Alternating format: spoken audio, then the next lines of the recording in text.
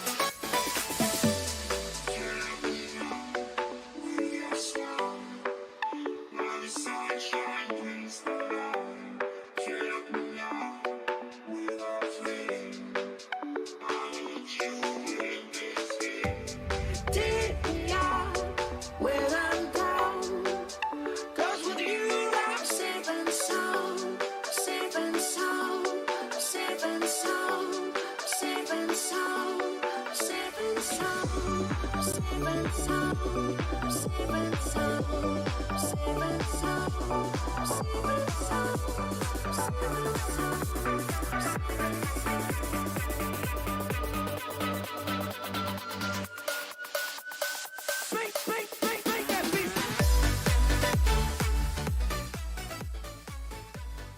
Grenade out.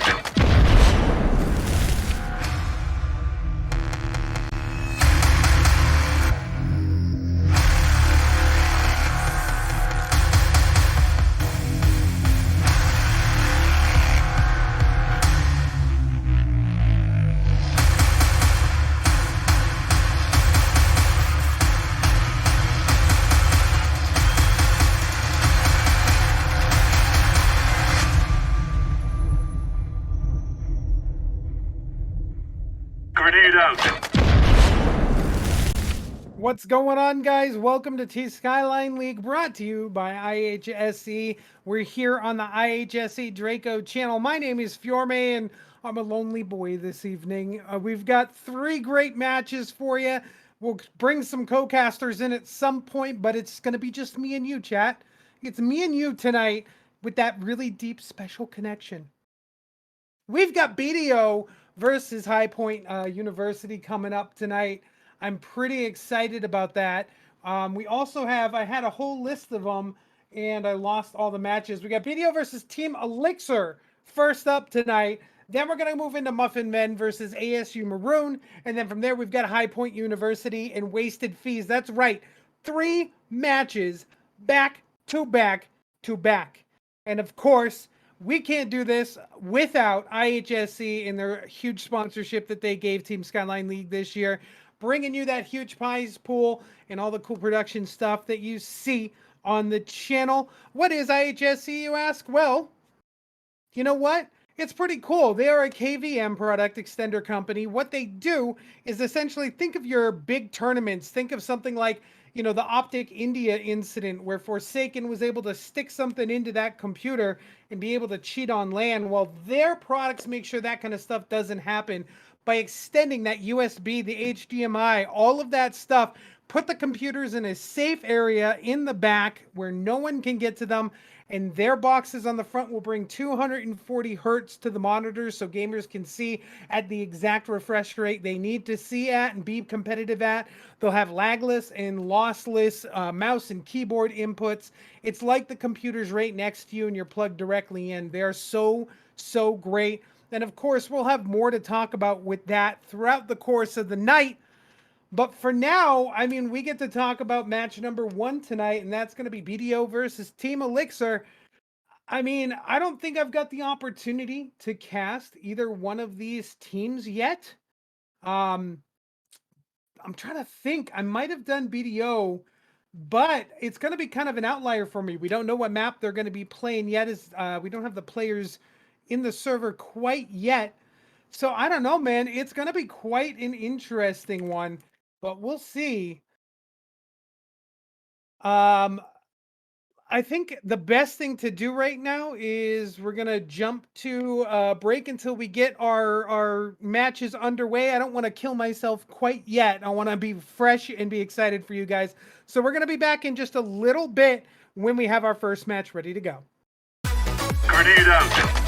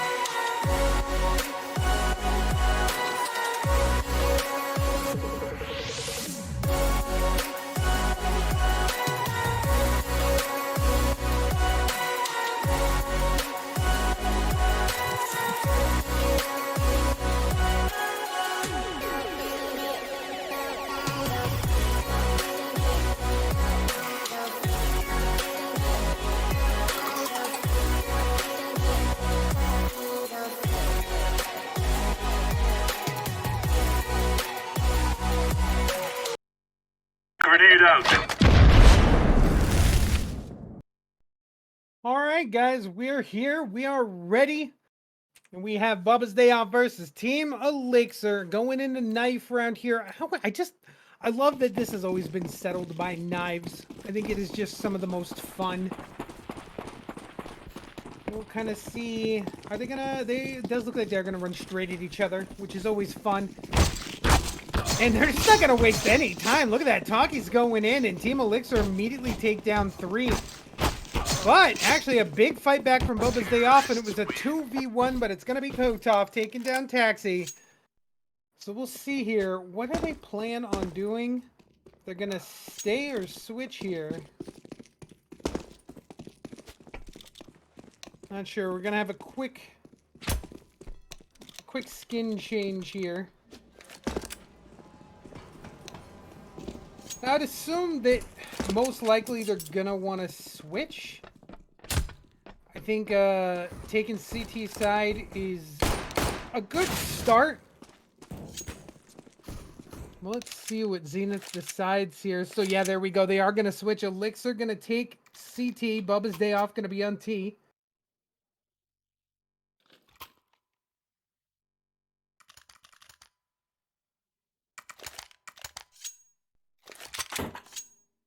Double checking. Yeah, that is correct.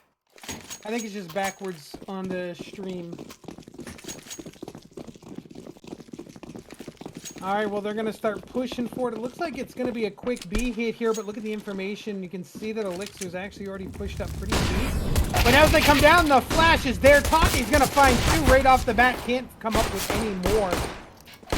Taxi able to finally take down Talkies, but they lose 2 immediately to the 1 of Elixir. Now going to make their way in the place. Kotov finds 1. Great flick coming out of CTL to find Cheese and Zenith. Now Hex gonna fall as, Kotov's gonna fall. It's all up to Hex in a 1v1. Bomb still gonna get planted.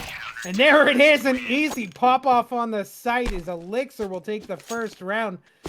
Elixir pushed and got a lot of information that round. And Bubba's Day Off with a good attempt, but they weren't able to get through that brick wall of Talkies, stopping them at Monster.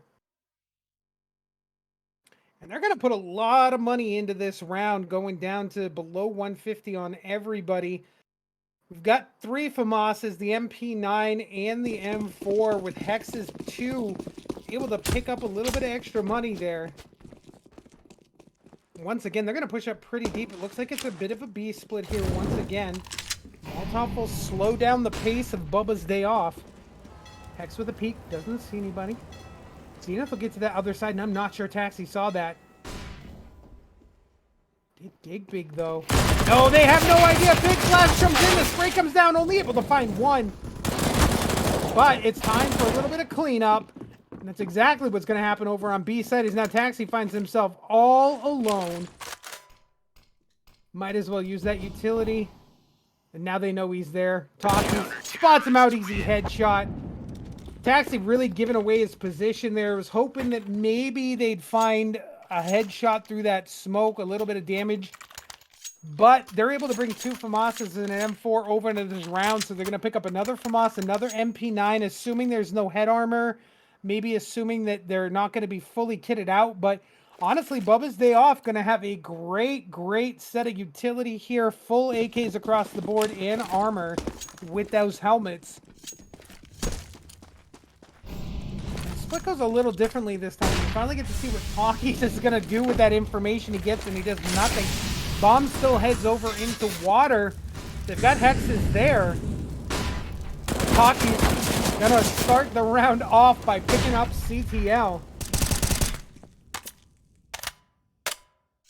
Now a little bit of a pace slowdown here. Ooh, I think Cheese might have spotted the head there. Coming up staircase, dig big, able to pick up Talkies as he never left playground. Nade doing just a little bit of damage there. But utility is running low for Elixir. They're not going to have any for the post plant. Trying to pick the head. And Cheese takes a lot of damage. They'll start pushing their way onto the site. One's going to fall, and that's going to be the bomb. And they should be able to see that, so they're going to know the bomb's there. Zenith is here as well. Comes around the corner. And Elixir will break that by pretty hard. As Bubba's day off now, moving into this round, not really going to have the money for a buy. Able to pick up 2 AKs off that round. We will see the op come out of Taki, so the big green boomstick. And we know Taki's has been playing that close playground, so if Bubba's day off does decide to take this towards Fountain, they're going to get met with that big old op. And actually, it looks like, no, 100% Taki's is going there. He lines this one up. He doesn't see anybody, though. They have to hear this. So Kotov there, spray down, finds both. So the op, really an NF there, but still able to do a lot of work is Kotov with that FAMAS. And now Bubba's day off is just in such a tough situation as they lose Taxi as well. Timing God's not there for Hex. He'll get headshotted. Bedbug gonna be now getting with his teammates. It's up to him and Dig Big. Gonna make their way through Monster over towards B. Bomb in the hand of Bedbug. Really utilizing all the time they can right now. But Elixir has got so much of the map under control. If Zenith peeks this, could spot out Bedbug on the flop. Great late smoke's gonna deny a lot of visibility here. Digbig's gonna probably have to push through it. Ooh, that nade's gonna hurt, and he comes through it. Bedbug finds Cheese as well. And this 4v2 becomes a 2v2 retake for Elixir as the bomb will get planted. Taki's not gonna choose to go heaven. It looks like he will go lower. Digbig doesn't really hear anything. Bedbug is pushed over. They're both expecting them to come from T side. They're going to come CT side, working together here, looking. Kotov going to be the first one to entry out. Going to try to see if there's anyone in that corner. Wasted fire for him. Takis goes up, trying to peek. There's no need for Bubba's to peek here at all until they hear something. And they're going to opt to save. Smart call here. I like that call from Team Elixir. They picked up the first 3. So an AK and an M4 going to be in the hands of BDO as they're able to walk away with that. Deagles as well. The 3 kills between Bedbug and Digbig are able to get them on the site, get the bomb plant. Really well played round for them. Elixir, not really an issue too much with money right now. We are going to see M4s across the board, except for Hex, who could only afford just the FAMAS this round, but we've seen him do such a good job with the FAMASes, and to be honest, all of Elixir has really done well, but now these AKs in full utility coming out of Bubba's day off, really affecting the gameplay here. Talking with a great nade. Ooh, legs CTL. But they're going to push him pretty quickly. Skyboy going to drop the bomb and push forward. There's several members there, spots him out, gets a great shot on the Kotov and hurts him.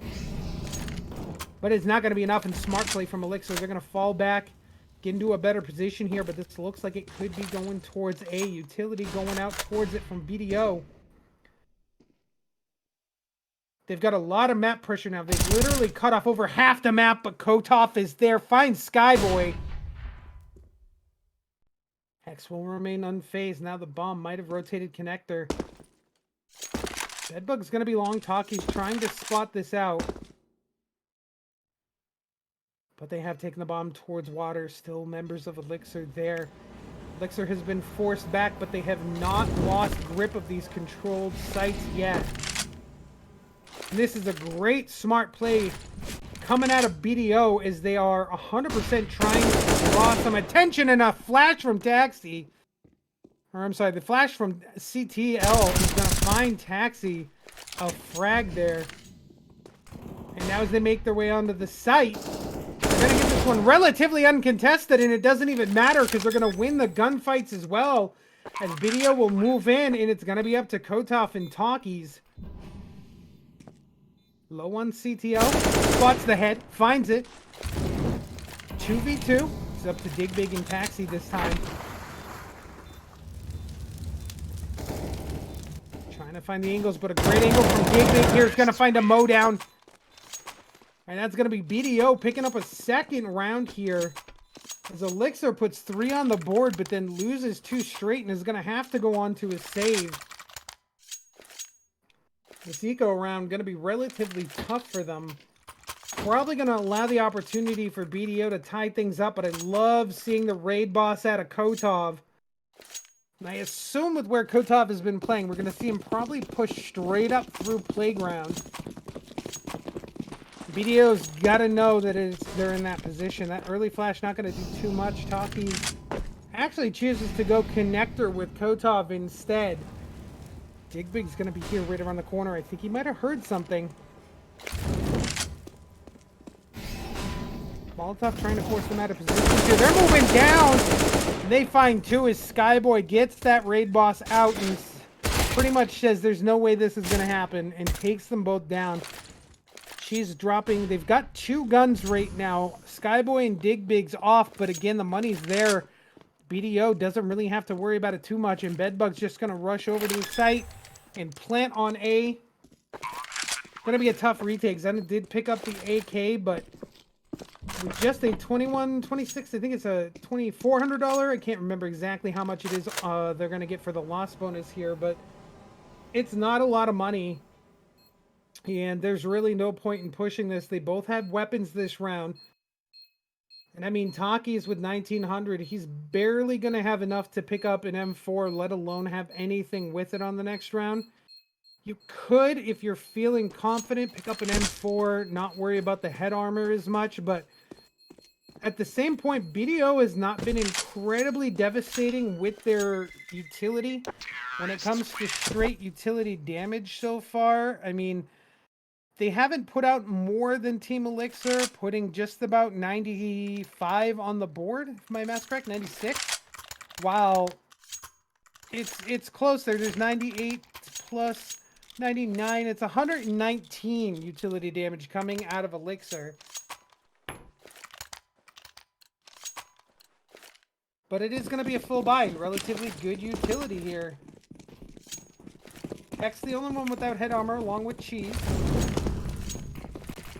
This looks like it's going to be a fast push to be here. I think they're honestly expecting a save. Dangerous from Bedbug. He's going to go down to half health by just pushing there. But look at this. Hex and Zenith are pushing forward. But Taxi is so wise to this. And while he's able to pick up one, but the trade comes from Zenith, isn't able to get the spray transfer. Did allow them the sight, but now Zenith's going to be there. He's going to pick up Bedbug and almost get Skyboy down as he's so low. Kotov will be able to find Digbig, and now it's a 2v2 retake for Elixir as the bomb does get planted. What's Elixir going to do here? It does look like they're going for it. It looks like this is the smart call here. They're waiting for Talkies. Oh, but they get aggressive, and Skyboy finds Talkies, and now all up to Kotov. Gonna have to do something big here. He's on site. Skyboy knows it. Puts the smoke down. Spots out one. Able to get that first one. He might just go for the stick here. Spray's not coming out of control. Oh! CTL picks it up at the last second through the smoke. Bomb will not get him. Oh, so close. So he's going to carry that AK over, and that's going to be good for the economy of Bubba's Day Off as they take the lead after going down 3 rounds. They have won 4 in a row. And you just love to see that. And I don't know if I agree with this call from Elixir. What a broken economy buy. But at the same point, I guess I will agree with this. No one going below 2,000 here. Can Talkies make use of that scout is the question. No one's going to be fountain. So he will find absolutely nothing over there, and it's going to be tough to use him later on in that round. You can see Digbig is waiting in connector right now. And Elixir gonna get pushed here. Zeph there to trade. It's gonna be CTL able to find Zenith, and now as they move on to the site, Hex is gonna find Bedbug as he's blind. 2 huge headshots here in this eco round. And that's all it's going to be because Skyboy is able to pick up Cheese and Hex. And now it's up to Kotov and Talkies once again. Now the loss bonus is going to be there. They'll be able to make their push here. But again, they're not seeing Elixir is not seeing BDO. and the aggression that they're doing here, Kotov will get taken out as well. And BDO playing so aggressively post-plant has just absolutely devastated Elixir here. 5 rounds in a row. And I mean, the kill deaths right now are just definitely pretty even across the board. You've got a 9 and 6 from Kotov, a 6 and 6 from Hex. You've got 8 and 8 coming out of Taxi and Skyboy. Really, it's not a huge kill difference. If I do some fuzzy math here, I'm seeing 29 on the side of Elixir, 16, 21, 27, and 28 on the side of Bubba's Day Off. So it's really back and forth.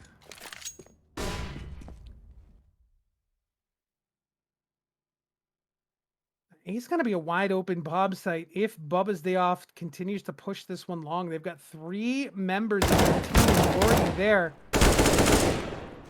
Taki's really going for the ego challenge there and ends up losing that one pretty badly. Molotov's coming out. They're going to get control of the site. They're going to find this one completely empty, and it's going to be another thing that has to do. Here's that utility.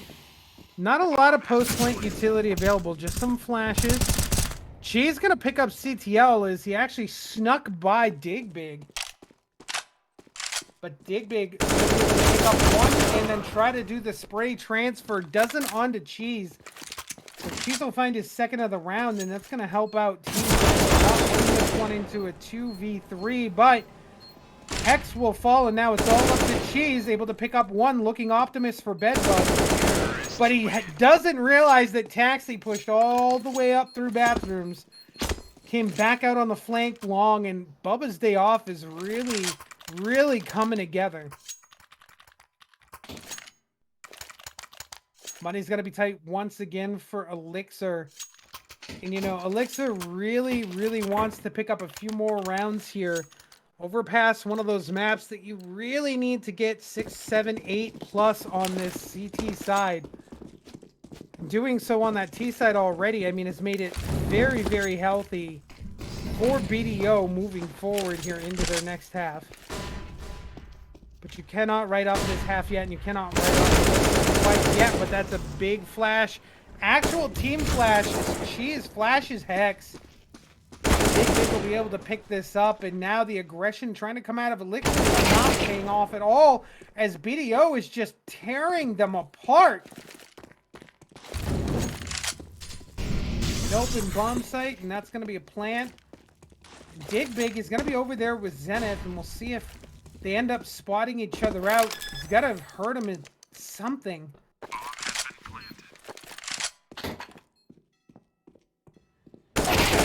Dig Big. Gonna wake down in the water, find Zenith, and whoo! It is definitely a tough game here. As 7 rounds in a row lost, you'd really be expecting Elixir to probably put a timeout on the board here soon. Because at this point, you can win this 8-7. And that's exactly what, you know, Team Elixir needs to do at this point. Not winning CT side is going to be very, very difficult for them on T side. But at the same point, this is Counter-Strike. You never know. You know, we're looking at, you know, a high-level amateur gameplay here.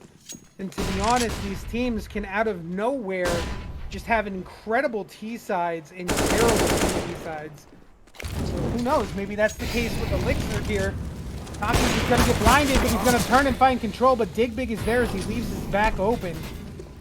He's not going to be there as well, but he'll get taken out. And now it's a 4v3 for Elixir. They're not in the best spot ever. Foot spotted, but Cheese is there. Able to pick up 2 from that position, 3 from that position. And suddenly it's all up to Taxi. Taxi's going to have to play big here. Needs to come up with 3 frags.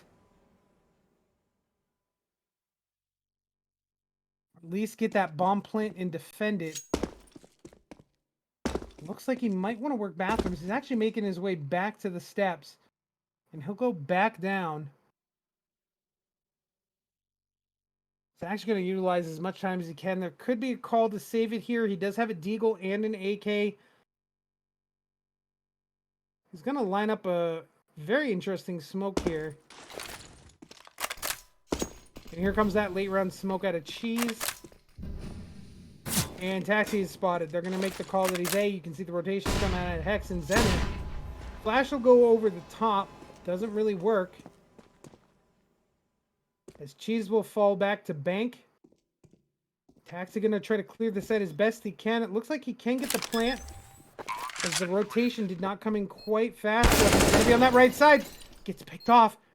This is winnable. It's a 1v2. This would be devastating, honestly, for Elixir. As suddenly Taxi makes this very winnable. Oh, but it's going to be Zenith picking up the final frag of the round. As Taxi wins the 1v2, but can't get that final 3. And Elixir will finally, after 7 rounds, pick up a round. And it's going to be 4-7. Man, what an opportunity Taxi had there. Just couldn't come out on top. Now the momentum shift. Is this what Elixir needed?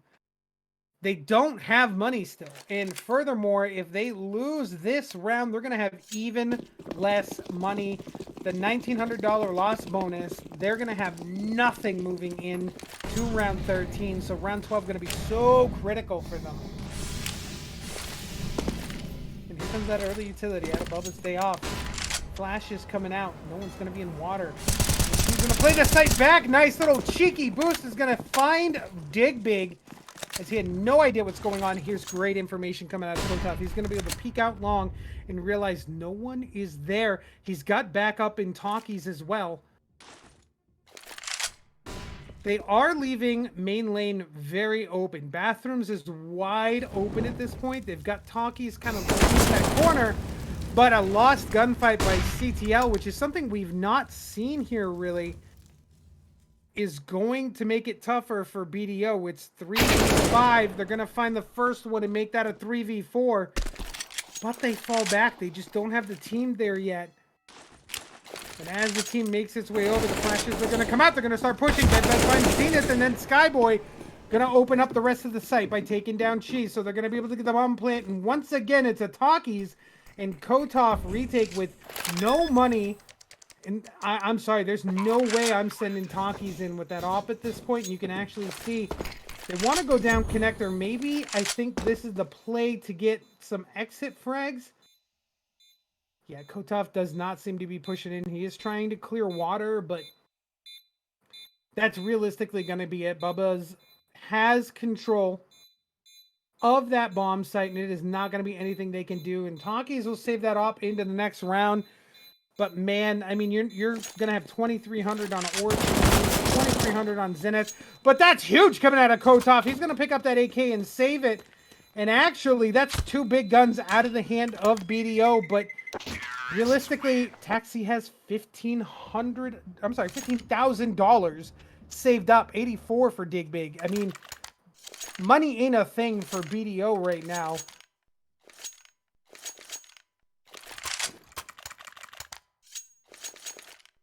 So as BDO realistically already wins this half, putting 8 on the board, it's going to be up to Elixir to find any more rounds in these last 3 that they've got available.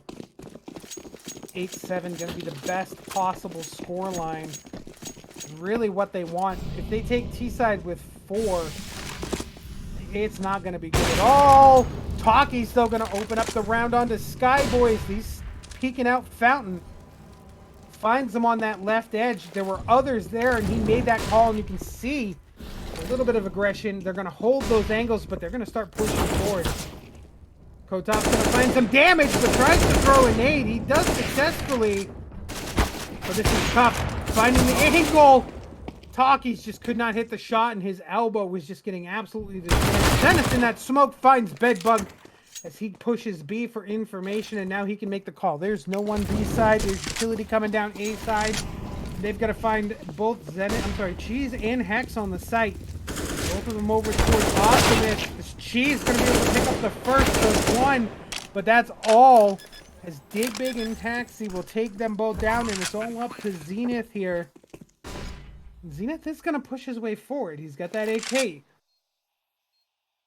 He's got low health on both, but his health right in the middle. I don't know if he plans on pushing here. He actually wants that utility to go. He's going to put down the Molotov. No one's going to be there. But they now know he's going to be dumpster. Didn't spot Dig Big. So Dig Big can just peek up whenever he wants. Taxi going to be right there. Finds the head of Dig Big. Time's not on the clock, though. He's got to go for that defuse, and that's going to allow Taxi an easy frag out. He'll go down to the bomb, though, but not a big deal. Again, when you have that much money, it's nothing to sweat at all. And now moving into round 14, it's 9-4 on the favor of BDO on T side. Man, I'm feeling rough if I'm Elixir right now. They are able to put together a healthy buy, fair amount of utility, but again, Taki's now officially out of utility and only has that M4. Trying to listen, see if he can see anything. He hears lots of utility coming down towards that B bomb site and water area. Skyboy's going to be there, but will he find him as he pushes through?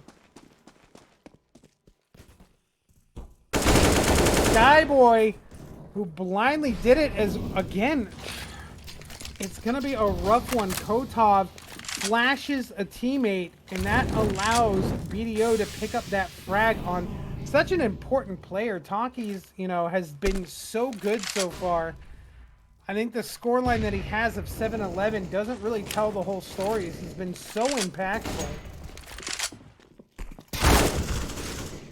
Dennis will fall, and so will Cheese, and that's the B bomb site open, and Kotov once again trying to rotate from upper.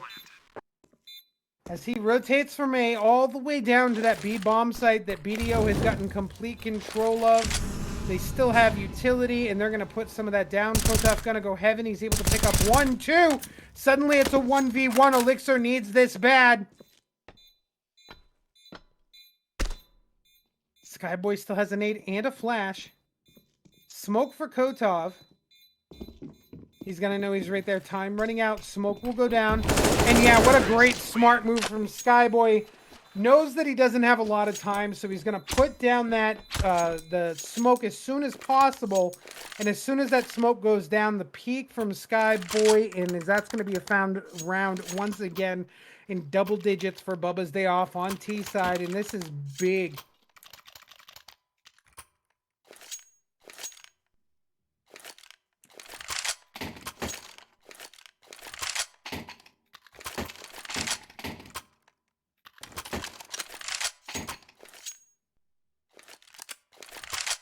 And here's a big timeout. I think it's something that needed to happen a long time ago. I think Elixir needed to try to disrupt BDO a little earlier in this because there's not a lot they can do. It's going to be final round. Looks like they are having a player reconnect. I think that may be what's going on here. I think it may be a tech, not attack.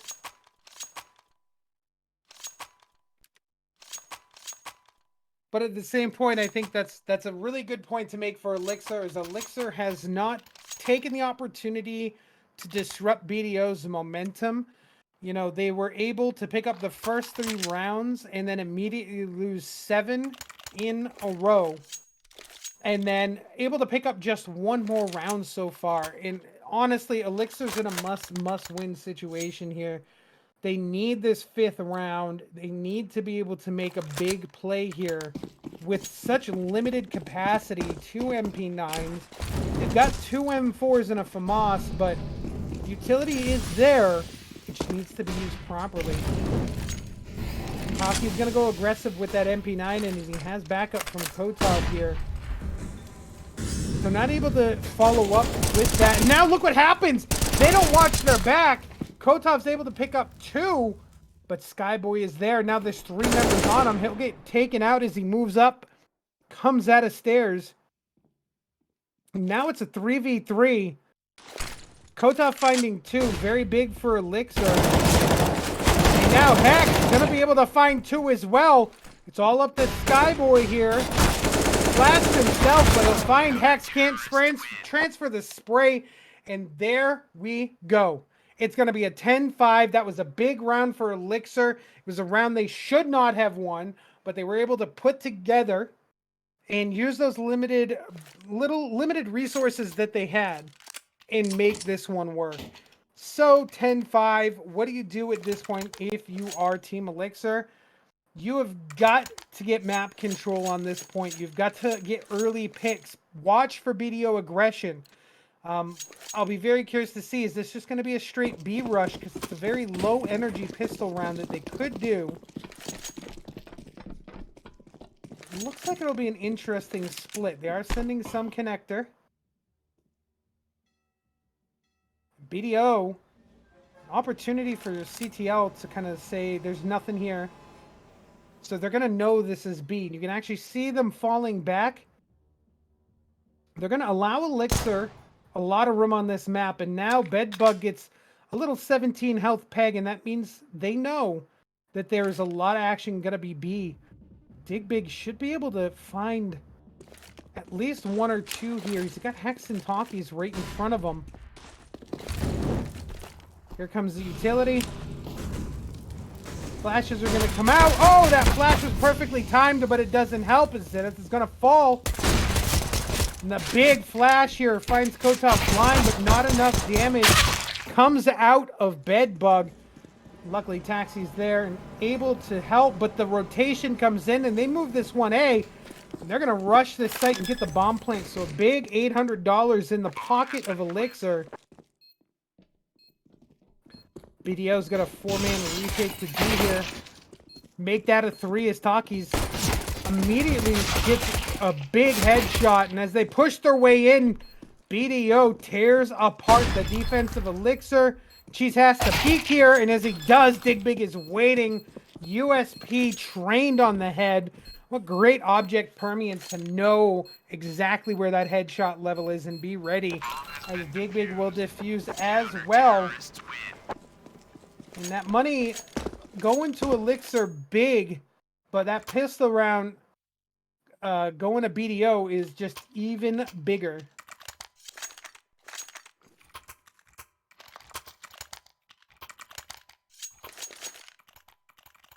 Looks like we may get quite an interesting rush here. 3 MAC-10s. Hex might play Lurk. He's going to set up for the long smoke here. Smoke will land just inside Monster. Does stop some of the Molotovs. Flash comes out for Hex, and they're actually sending Hex with that Galil out first, but what are you going to do here? You've got MAC-10s. You've got to push onto the site. Bedbug finds 2. That is all that's going to be found, as now it's a 3v2. Actually in the favor of Elixir. And to be honest, very low. Look at that. Skyboy sprays, prays, and God listens. So this is 2v2, and now suddenly it's in favor of BDO as they've got the health advantage. Not really a gun advantage, and well, the shadow betrays Skyboy. And Takis will pop off as well. CTL will go down, and Elixir actually able to put a round on the board, making it 6-11 for them. I do like what I saw out of Elixir there, taking exactly what they should have done, use those MAC-10s, use some aggression, throw off BDO. BDO honestly shot themselves in the foot with that scout pickup. Skyboy wasn't able to do anything with it, and they're going to jump right back to it. They're going to say, Skyboy, you go ahead. We trust you.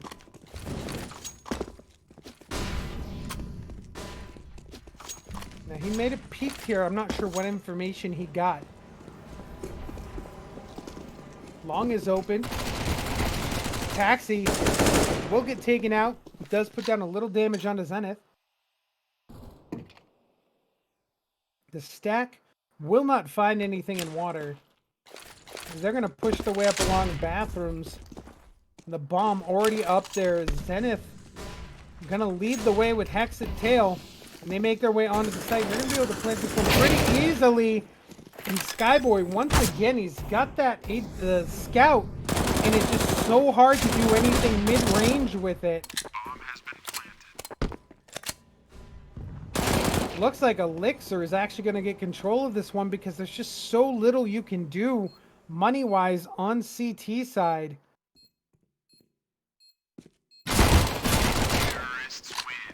So BDO was able to pick up the first round of this half, but have not put up a round since, as Elixir now up to 7.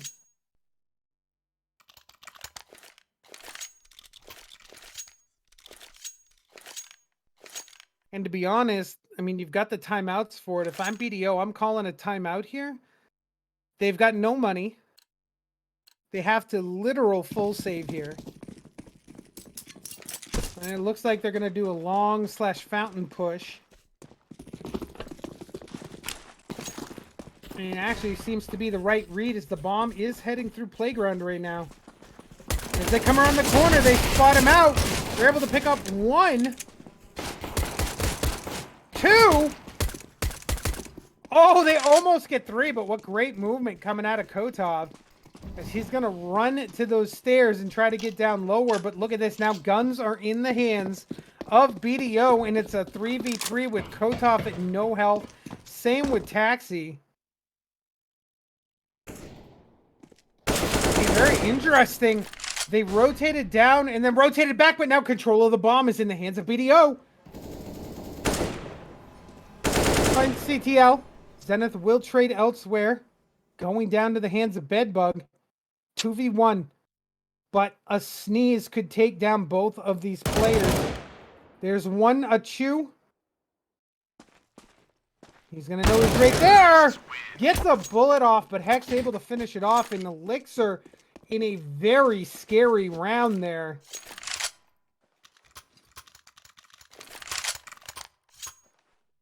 And now it's still going to be a relatively broken buy. BDO really, really needed that. And I guess this is kind of what you're talking about. You know, everybody talks about how this map definitely leans favor of CT side. And suddenly, these teams cannot put together CT-sided wins very well at all.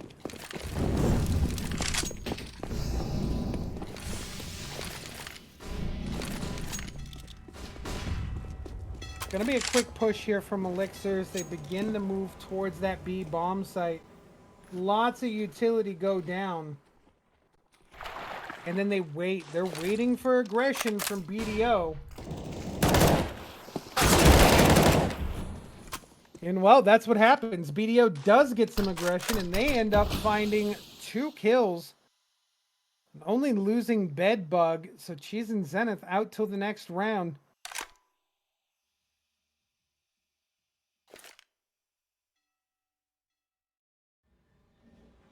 Things slow down here. BDO has a good control of this round so far. And they very much do not want to lose this. Should have heard that flash. They should know that they're going to be water side. Great job checking corners. Ooh, look at this. Nice angles held by CTL and Skyboy.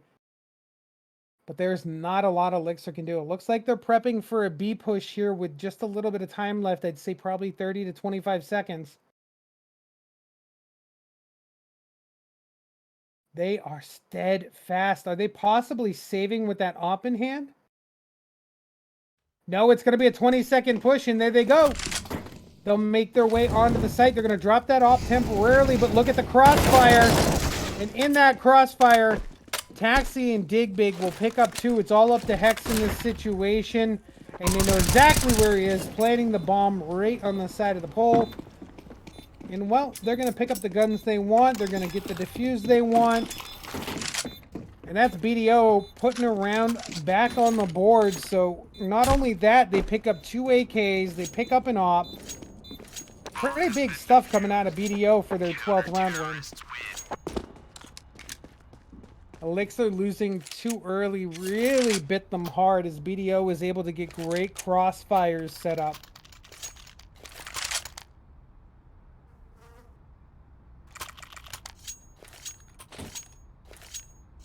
So full buy coming out of BDO. Full utility, but we have full utility. The only thing we don't have is Talkies with a rifle as he's going to pick up that MAC-10. And we'll see if they let him lead. Actually, also looks like they're going to have him in the back. Lots of utility coming out over to B, but that information's there. They're not bathrooms, so that means they know they're actually over towards this B side. You can see the pinch happening. Crossfire angles as Dig Big and Bedbug are both there. Dig Big's able to pick up one and put damage down, but that's going to be all, as now Elixir going to make their way into the bomb site. Spots out one. Talkie's going to be there, not expecting Dig Big. Dig Big with two on the run, and what a shot from Skyboy as he gets over the top of the barrel, over the top of the plywood, through the smoke on that little quick jump.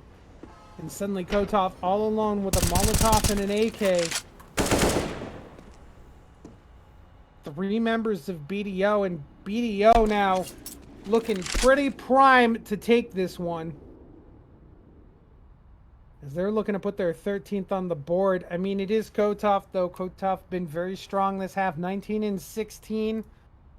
Giving him a KD of 1.18. Not a lot of utility damage, but top in the boards with 11 players flash for his team. But again, not having that flash. Ooh, and a little BM coming out of Dig Big as BDO said, oh, you thought? You thought? As they string 2 rounds together on this half. Interestingly enough, I mean, BDO just huge with the utility here. 29 enemies flashed coming out of Taxi alone. Just, that says so much about how the utility is being used. 3 players over 1.0 KD for BDO. Only 2 for the side of Elixir. I think that really boils down to winning those 1vx situations that we've seen BDO do so many times. May not be clutching, but absolutely winning them early. And it's going to be a nice Tech 9 rushes. Then it's going to find control. Skyboy's able to pick up 1, but he finds 3 with that P250 and almost gets the turnaround no-scope. Taxi luckily there, but what a huge round out of Skyboy. That's a clip it and ship it round right there.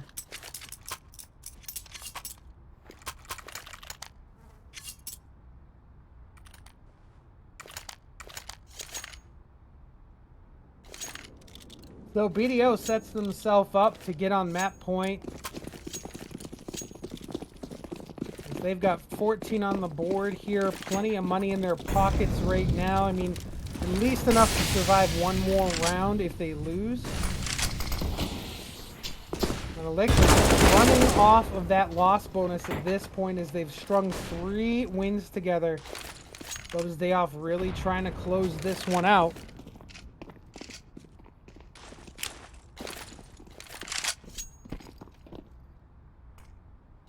Skyboy gonna be waiting. Molotov in hand.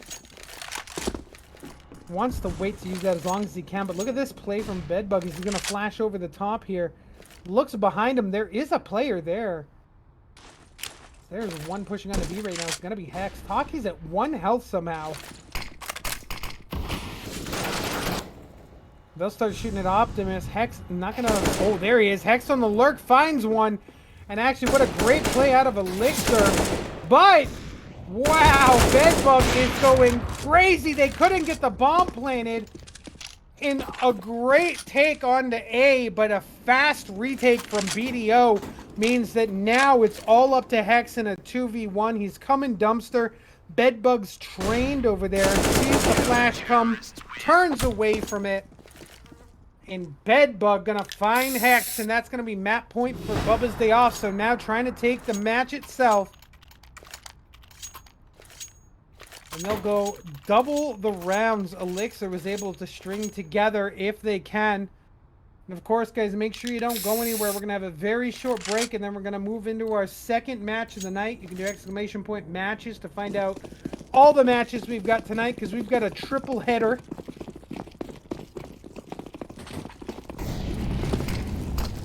Molotov comes out, and that will slow down the pace a little bit here of Elixir. And actually, I don't think it really... Oh, it did. As Talkies took a lot of damage. Cheese takes a lot of damage as well. Now Kotov goes down. They have no idea where they're getting shot from. And CTL has done so much work down there finding both members of that squad. And, well, that means things are going to be a little bit tough. They might want to take this 1A. It's Takis and Cheese, but both of them are relatively low health. Boost over the top, trying to find a little bit of damage down, but it doesn't do anything for them.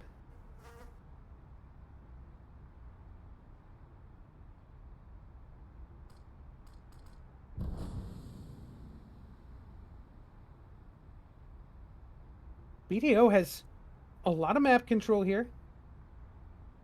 They have a good idea where everyone could be. They know they're not going to come long, and if they do, they've got Dig Big there. Dig Big gonna have backup from his teammate in Skyboy, and CTL's gonna find Cheese. Now it's all up to Takis. Takis with a 1v4 to keep this game alive. CTL's gonna creep up. Timing. And that's gonna be it, as BDO is gonna take that game and move us into our very next game here. I think it's honestly ready to start very quickly. But BDO just played that one so much better. They were able to do a great job taking down Elixir's anything they had. Elixir did really great with some aggression. Grenade out. I mean, Dig Big had 4 3-kill rounds. Like, I don't know if you realize how big that is, but 4 3-kill rounds. And that just says a lot. So we're going to go to the Be Right Back screen. And we're going to get ready for our next game, which I can't remember what it is off the top of my head right now. But if you do exclamation point, I can do exclamation point matches and find out. How about that?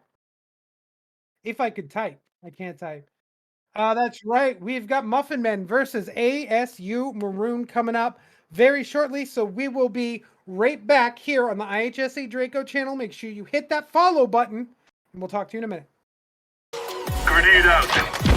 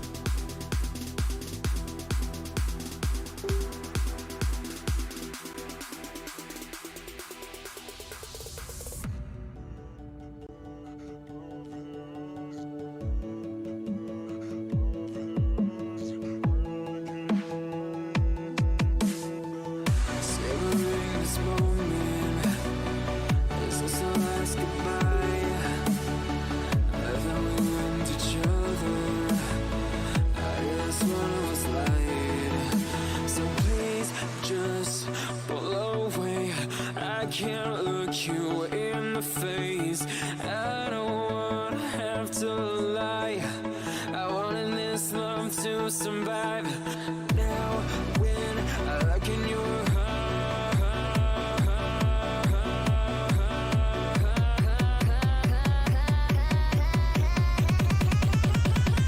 I feel paralyzed.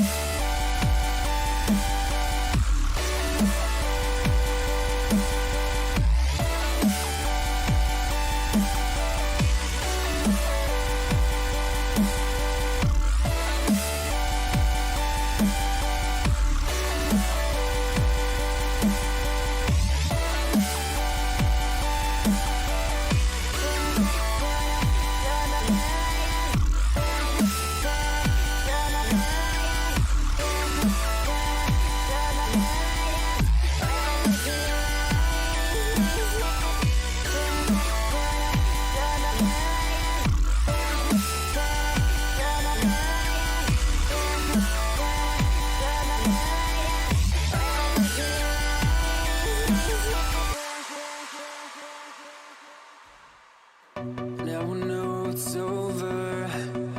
I see you passing by, hand in hand, with your perfect light. My body goes numb, feels like someone cut out my tongue.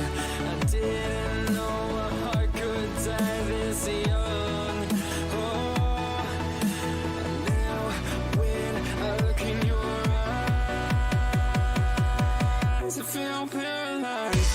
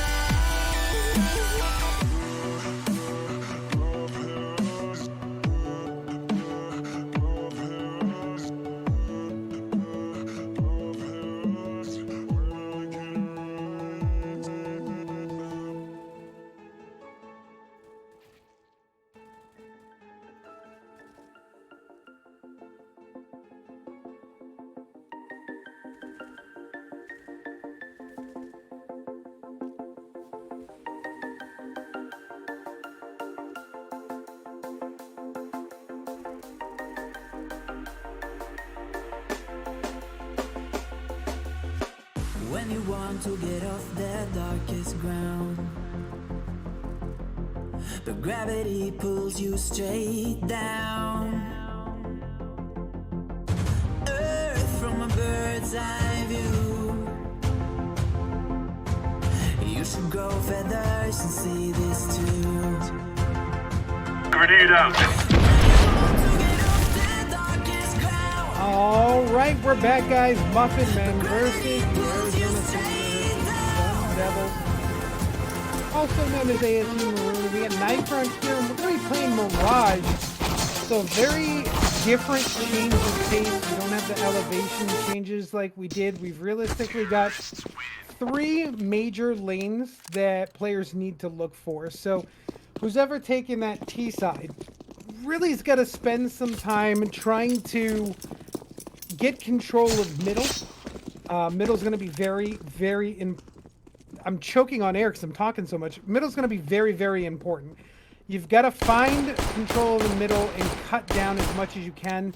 And you'll see that on the same side of the CT side as well. Is the more control you have of middle, you're going to have a lot of information. It means there's only really 2 lanes they can come from. It's going to be that A Palace A Stairs or those B apartments, and that's it. So it's going to be the Sun Devils taking the CT side first as Muffin Men going to start on T. And this is exactly what we're talking about. We're going to see exactly what kind of strategies they can put forth.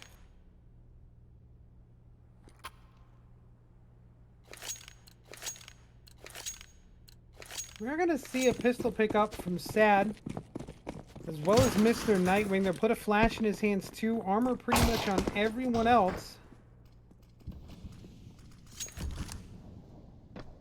And Nightwing's going to open things up, and there's that mid-control. They're going to split this 1B. They do have Imgur kind of pushed up, and Imgur's going to find 2. He's going to find 3 on this pistol round, and Muffin Men get stopped dead in their tracks.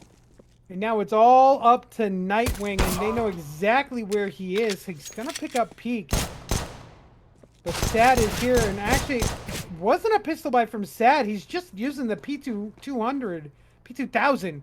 See, it's been so long since I casted that gun that I couldn't even remember the name of it.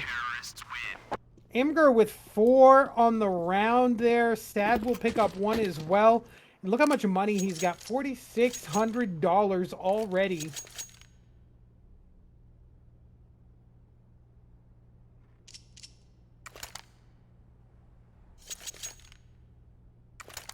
So they're actually going to pick up an MP5, 2 for Mosses, the MP9 for Imgur, and I like that there.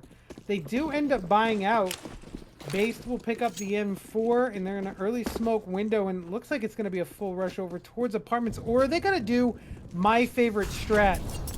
They might be doing Silent Bomb, and I love this, but the problem... Ooh, actually, really smart. They're going to do it because Noogie peeked out. But they didn't see him, and now he turns around. Oh! Unfortunate. They were trying to do the bomb plant for the money there. One of my favorite strats, you send all your players B except for the bomb planter. And they actually had a moment where Noogie peeked, didn't see anybody, and was preparing to rotate back. But unfortunately, that's not going to work out as the shots were missed. And Noogie was able to turn around and get the frag.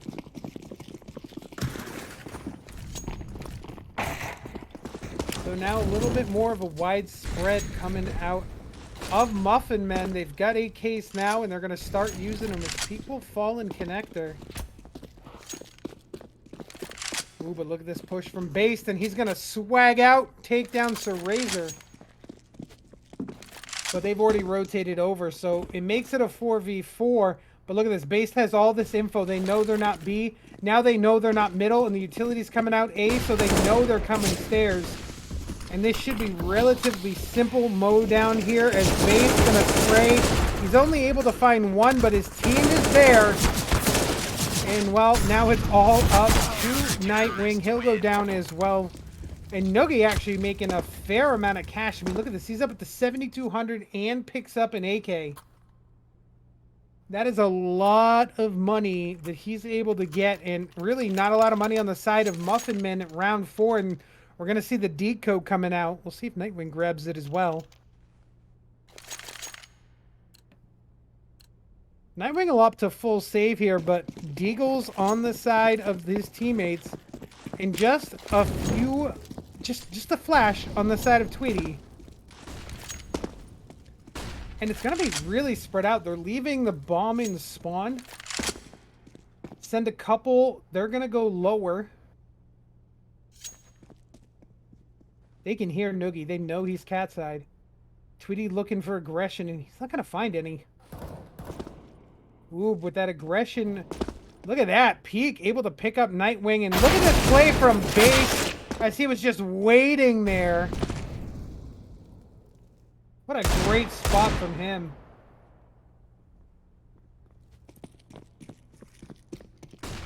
They're going to make their push onto A site, and it's going to be easy pickings here. As Sad and Base both able to find eliminations to end the round, and the Sun Devils will put up 4.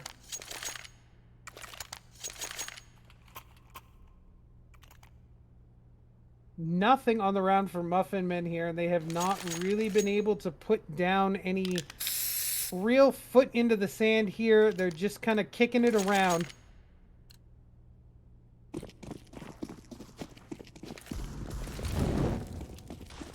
Smoke over the top will go to Cat. Flash over. Nightwing with an op in his hand here. Look at this peek. Tries to put forward, but Tweety is there, but Base will trade. But Tweety got a little aggressive and ends up actually kind of biting himself. Ooh, timing for Nightwing as he chooses to stop peeking, and Base is actually peeking that right now.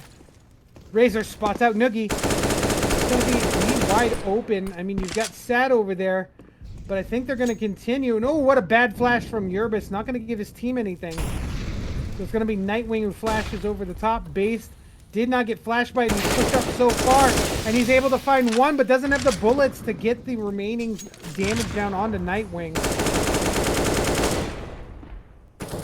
The rotation here, you can see Sad is in the area. Imgur's going to find Razor.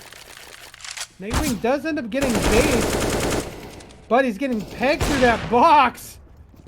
And he ends up going down, so it's all up to Sad in a 1v2. He's got pretty much the same amount of health. He actually has more health on him than both of these players. He's going to be jungle side. The flash will come out, find no one. He's going to push out immediately, finds one. But good positioning from Nightwing, able to pick up a trade, and he'll go back for the op. And now the Muffin men finally put one on the board. And we know how dangerous it can be when this happens.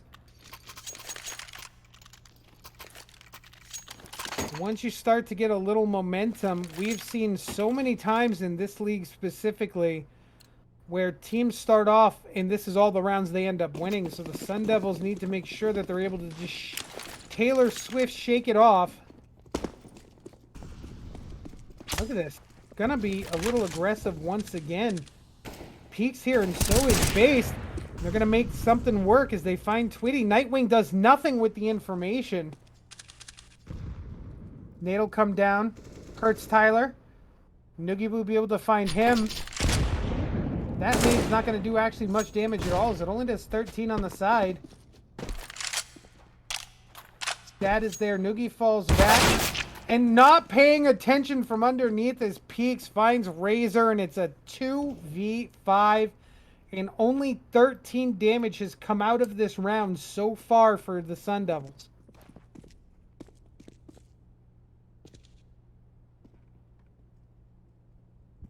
Might be looking to hold on to that op, but they get spotted out. And now the collapse is going to happen. Nightwing's able to pick up one right off the bat. Flash will come out.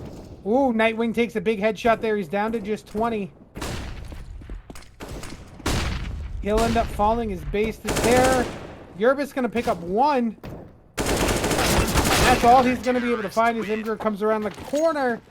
And the Sun Devils will only lose the one and not let Muffin Men string anything together. And that's going to be damaging to their economy.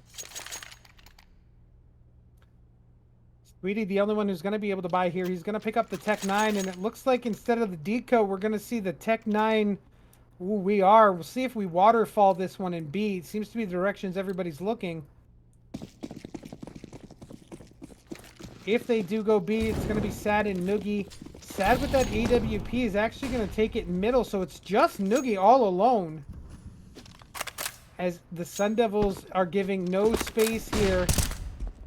Muffin Men will waterfall out. It's going to be up to Noogie. He spots one, finds the frag. He's able to find the second one as well before Tyler takes him out.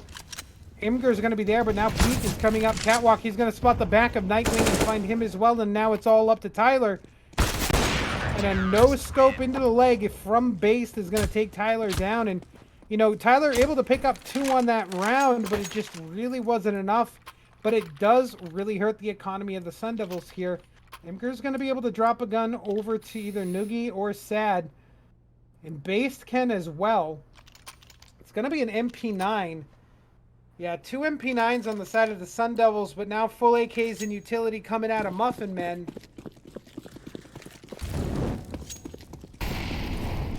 Muffin Men look like they might be trying to put together some kind of default strat here, spread out across the map.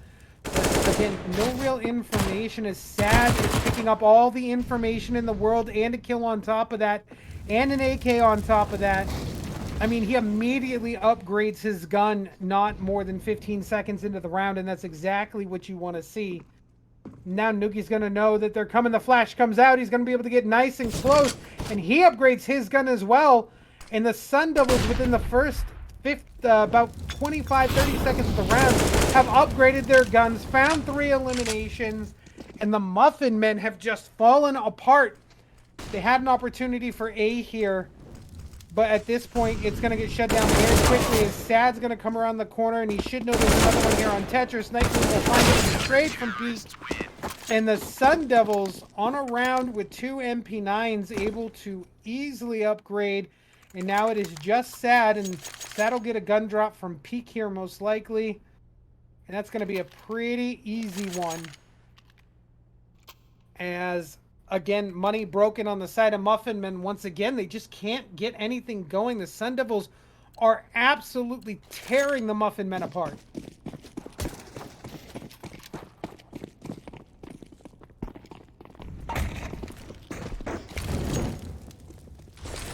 Another B push. Looks like they're going for Sneaky Plant once again. As they've sent Nightwing over with the bomb. Or it wasn't Nightwing, I'm sorry, it was Yerbis. But Peak did not fall for it, and look at this. Easy frag. That's good communication coming out of Sun Devils. That's them making very, very strong calls. Saying, you know, I see 2B, 3B, 4B, but not, you know, you don't see that 5B. You should not be 5-man rotating, and the Sun Devils read that so well. So now it is 8-1 as we move into round 10. Muffin Men really in a do-or-die situation here. Need to come back and try to get at least 5 to 6 on the board. It was definitely rough in our last game, but not this rough as Peak once again with the aggression finds Nightwing wanting. And Noogie gonna find Razor as well. The Sun Devils just winning every single gun battle they can go and find.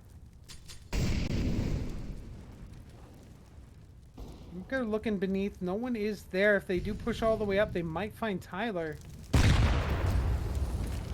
Now Tyler needs to look in too many directions at once, and Base will just literally step through the fire and the flames. But once again, smart play out of Peak to not fully rotate because the call was not made 5 men. And all of a sudden, well, Muffin Men are able to get onto the site, but they've got a good amount of utility.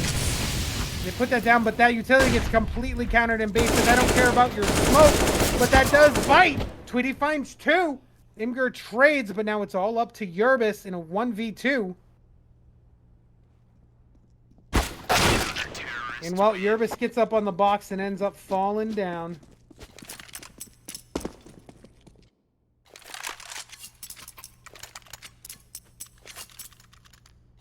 The Muffin Men looking real rough here.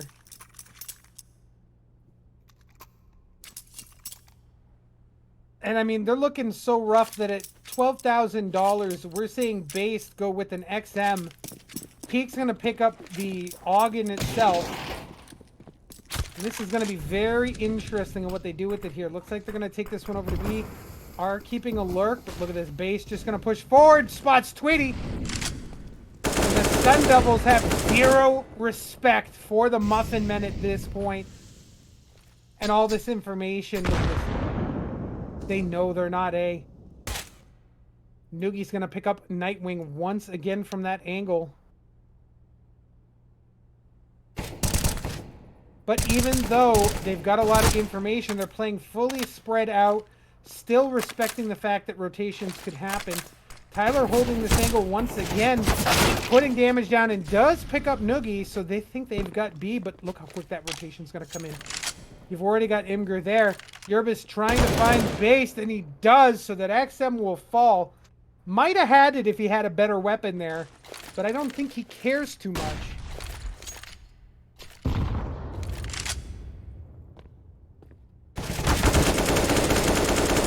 Great spot from Imgur, is going to find Tyler.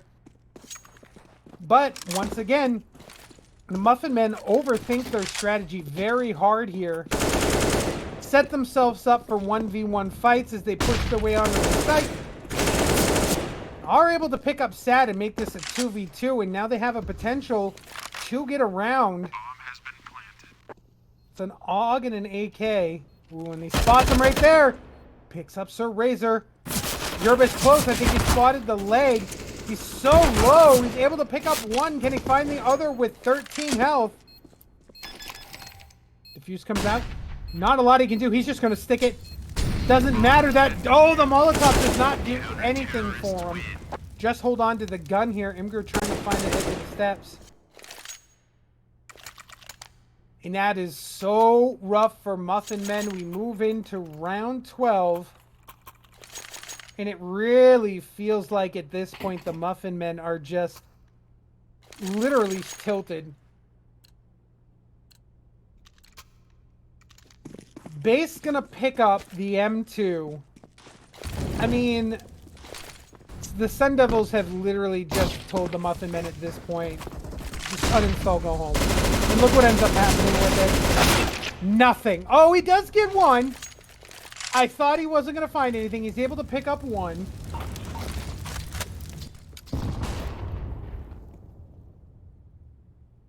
Imgur will throw grenade into Palace. Not be finding anybody there. Sad spotted out. Puts a little damage into him. Molotov will push Sad into the corner and have to get smoked out. Tweety's able to pick up Imgur as he comes through connector.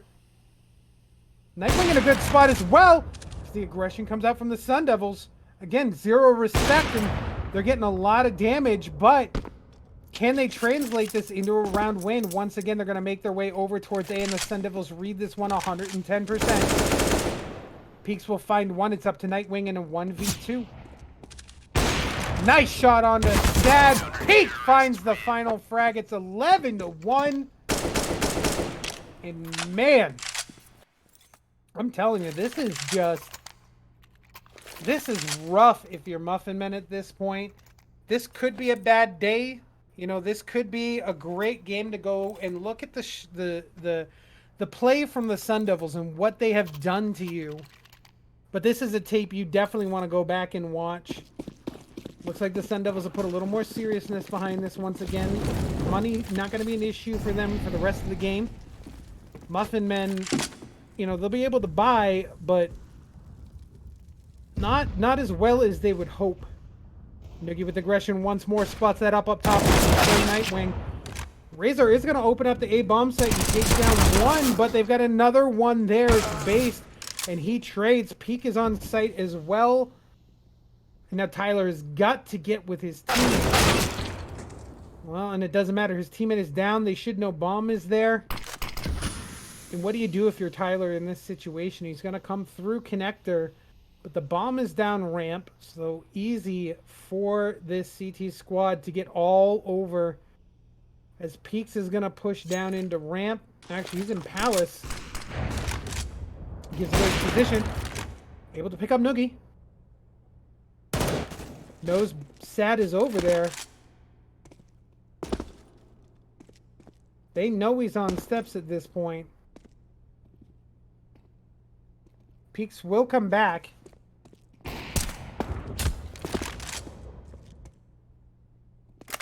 Timing needs to be there from Peaks on this one. Sad takes a lot of damage. It's got to be Sad with the no scope, taking down Tyler. 12-1 for the Sun Devils. And the Sun Devils definitely looking like a contender here tonight.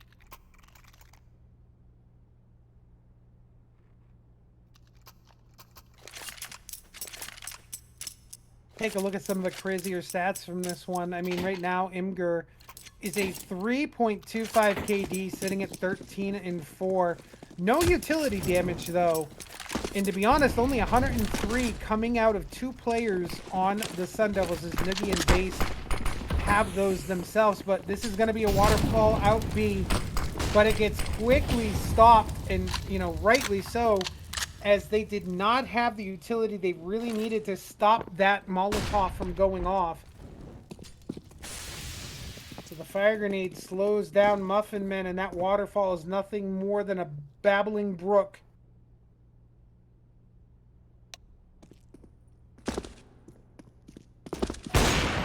Faye's going to drop down window, spots out 1, spots out 2, and now as they try to push, Noogie will be able to get 1, but Razor does take him down and is going to be able to upgrade that gun. But they've got players all over the place, and it is not going to be easy with Razor coming in, but it doesn't matter. It's Imgur and Peak going to find the final 2 frags, and here in the final round, realistically, for Muffin Men to have a chance, they absolutely have to pick up this round. You know, best case scenario is they win this round, put together a good, you know, not allow plants, let the Sun Devils give them 3 rounds, go up to 5, 13, 5, 5, 13, whatever you want to say at that point, and then you just have to start winning your defensive battles non-stop to come back at this point. Based again, no respect, gonna push forward.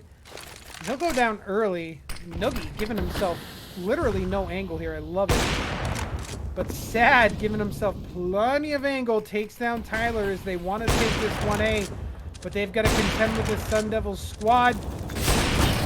Tetris goes down, it's Razor, but Nightwing hits Sad as he falls. Peak's gonna be there as well, and Utility comes out, forcing them into a really bad spot. As Muffin Men look to be like they're going to lose this one as well. Tweety spotted out. 2 members. Thought he maybe could have pulled something off and got that player's stairs, but Peaks was there. Now they know where Yerbis is. Yerbis able to pick up Imgur. Looks like he wants to fall back. They have control of the bomb.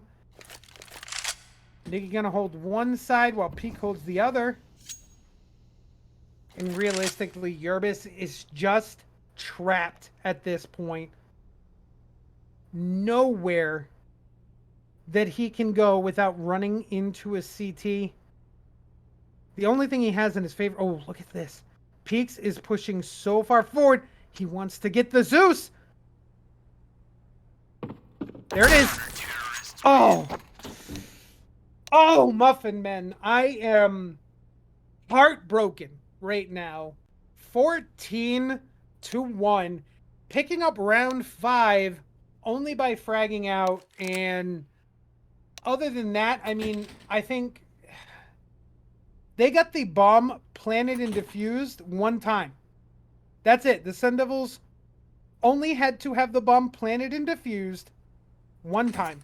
They killed them on 13 rounds of 15. That is absolutely insane.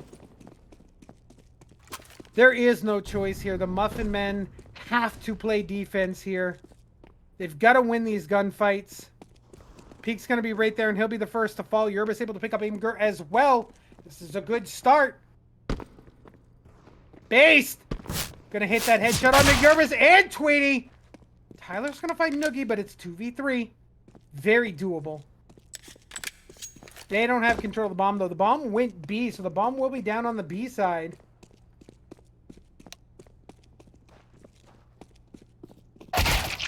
Great angle by Nightwing. Going to find Sad as he pushes up. So now it's 1v3.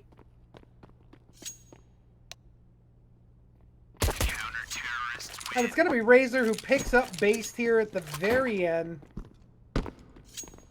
And that's actually really big for Muffin Men. No bomb plant means you can see the money is not there for the Sun Devils, so they're not going to be able to put together a buy this round. So Muffin Men with a good opportunity, and actually, you know what's funny? They don't care. They've got so many rounds to play with here that they're just going to go for it. They don't care. We got the sawed-off coming, a scout, 2 scouts, and 2 deagles, and they're just going to pug this one. But Muffin Men, they came to play as well. Nightwing says, if you want to M2, we can M2. Basically swap over. Yerbis going to be there. I like what I'm seeing out of Sun Devils here is they do have silly guns, but they are using them quite well. Ooh, Knight goes down to Imgur as he finds 2 with the scout.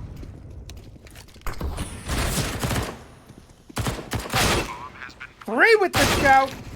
4 with the scout. Looking to ace it. Doesn't land the tag. Ooh. Base Ritter on that corner. Oh, hits the tag with a no-scope. No!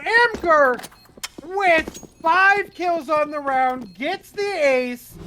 And what a crazy set of circumstances as the Sun Devils go up 15-2. And this one, realistically, is all over. There is nothing that the Muffin Men can do to stop the Sun Devils at this point. They have just... I mean, look, if this was wrestling, they Tombstone pile drove them into a DDT, into a reverse leg lock, snapped their leg in half, picked them up, gave them a power bomb. And I like what 2D was trying to do there. He just got aggressive and said, I'll get you.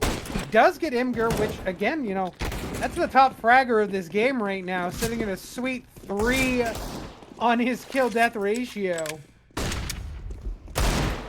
But I don't think it's going to be enough. Peaks going to take him down as Yerbis falls, Nightwing falls. It's all up to Razor and the potential 1v4 clutch to save Muffin Men. And they are hunting him mercilessly. They don't care about the bomb. They don't care about anything. He's going to fire his deagle. He's going to fall. And the Sun Devils are going to take it 16-2. Grenade out. There was nothing that Muffin Men could do there. They just got completely outplayed. And that's a heartbreaker. That was very, very tough to watch. But it is what it is. We've got about a 20-minute break going into our next game. So we've got some time. So I want you guys to go grab some water. You know, I've got my water right here. I've got, you know, my phone to check. I'm going to take a break. I'm going to put my feet up. I want you guys to go do the same. Grab a snack, get some fruit, eat healthy. But we're going to be back in just a little bit. We've got one more match on the night. And I'm looking to see who it is because I totally forgot. Someone matches for me. I'll match for me. So there we go. We've got High Point University versus Wasted Fees coming up next. So we're going to be back in just about 20 minutes. So we'll see you guys then. Grenade out. When you want to get off the darkest ground, gravity pulls you straight down. Clear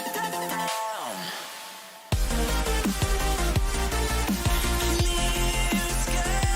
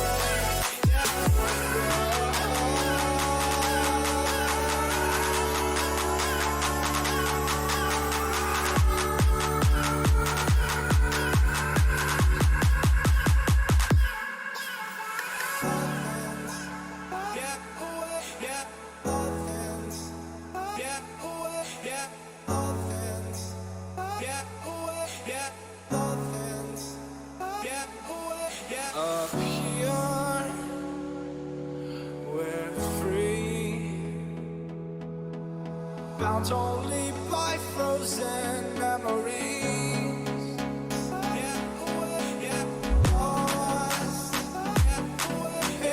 in time, racing on these broken dreams tonight.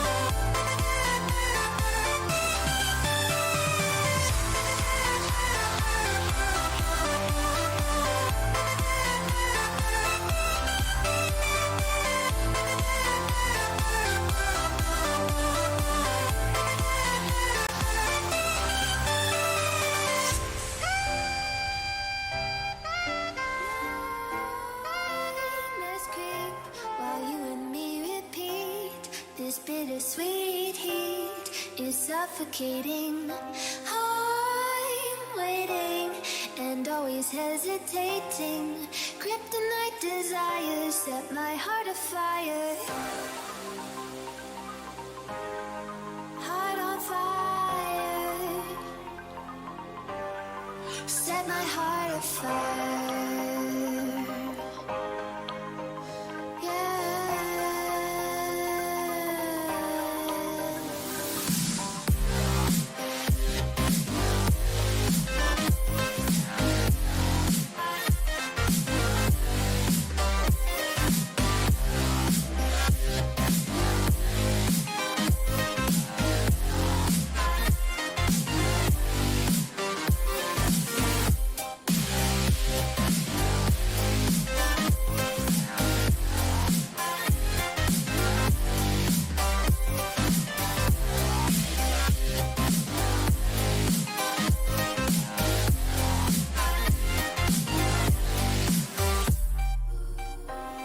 With crimson secrets and forbidden bliss, can't stay still, don't stop that thrill. My bones crave your skin, temptation within, mistakes ignite the silence. Nightmares creep while you and me repeat. This bittersweet heat is suffocating. I'm waiting and always hesitating. Kryptonite desires set my heart afire. Heart on fire. Set my heart afire. Yeah.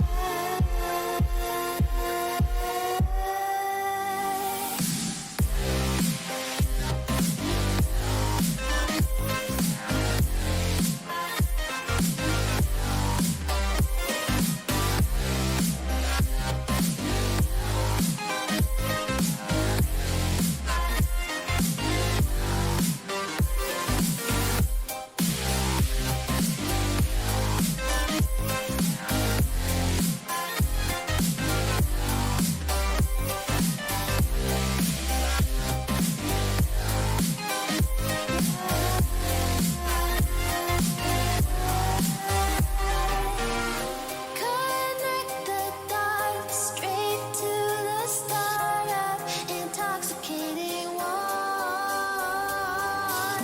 Lingering touch, these soft words whispered in the dark. Set my heart on fire.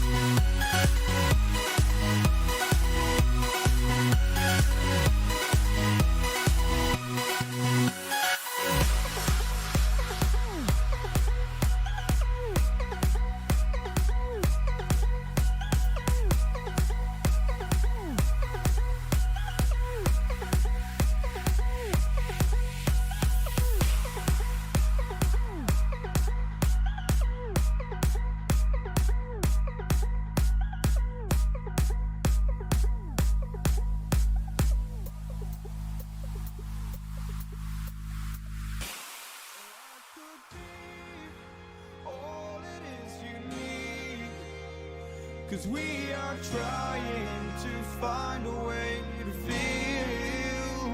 If I could sleep, I'd dream of what we'd be, but I can feel you slip further from me.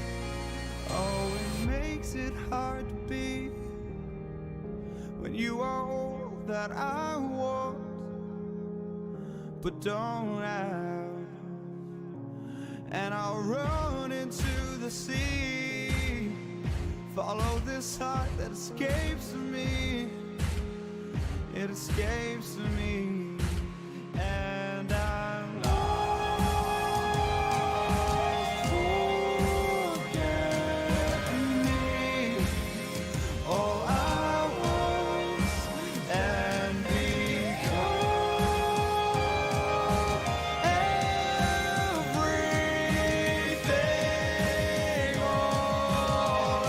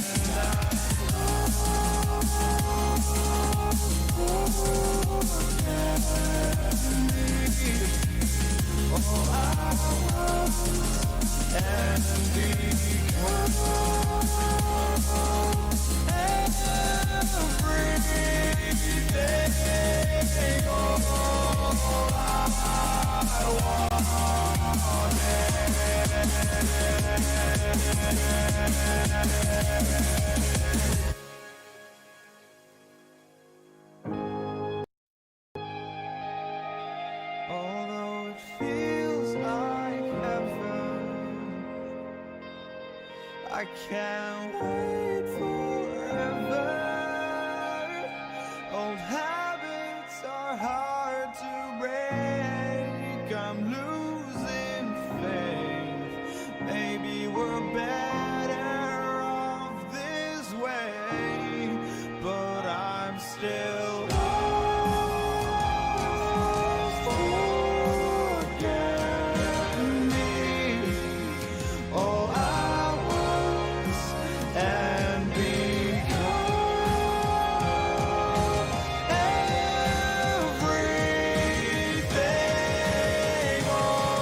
all I wanted.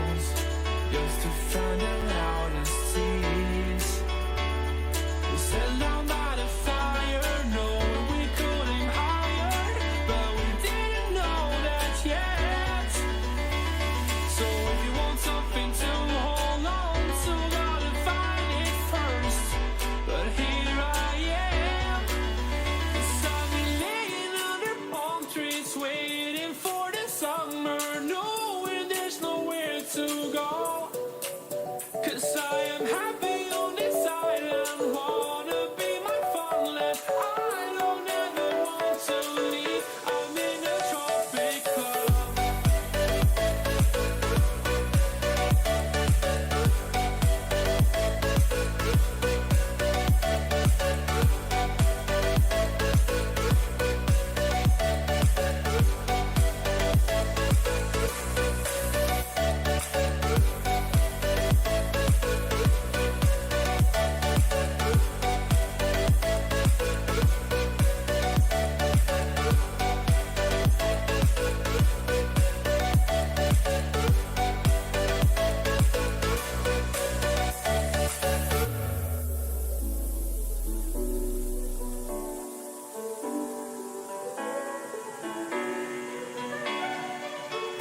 I remember the ocean moon.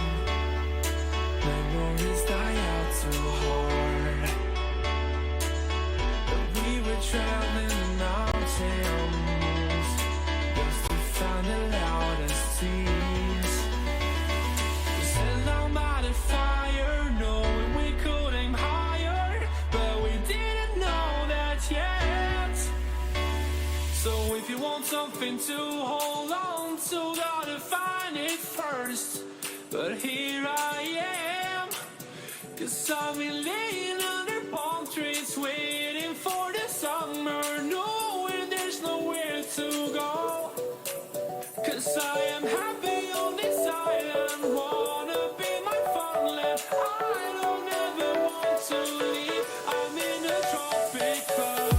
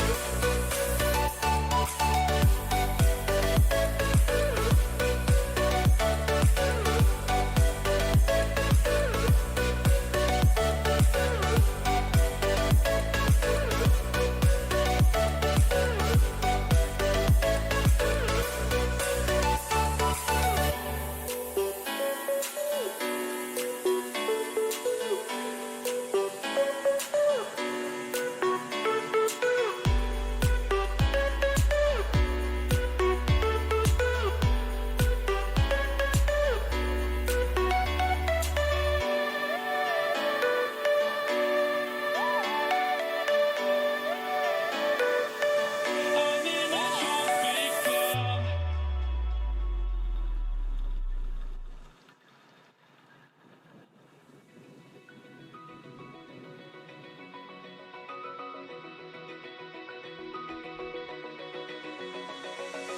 Open eye, feel the waves cut through me.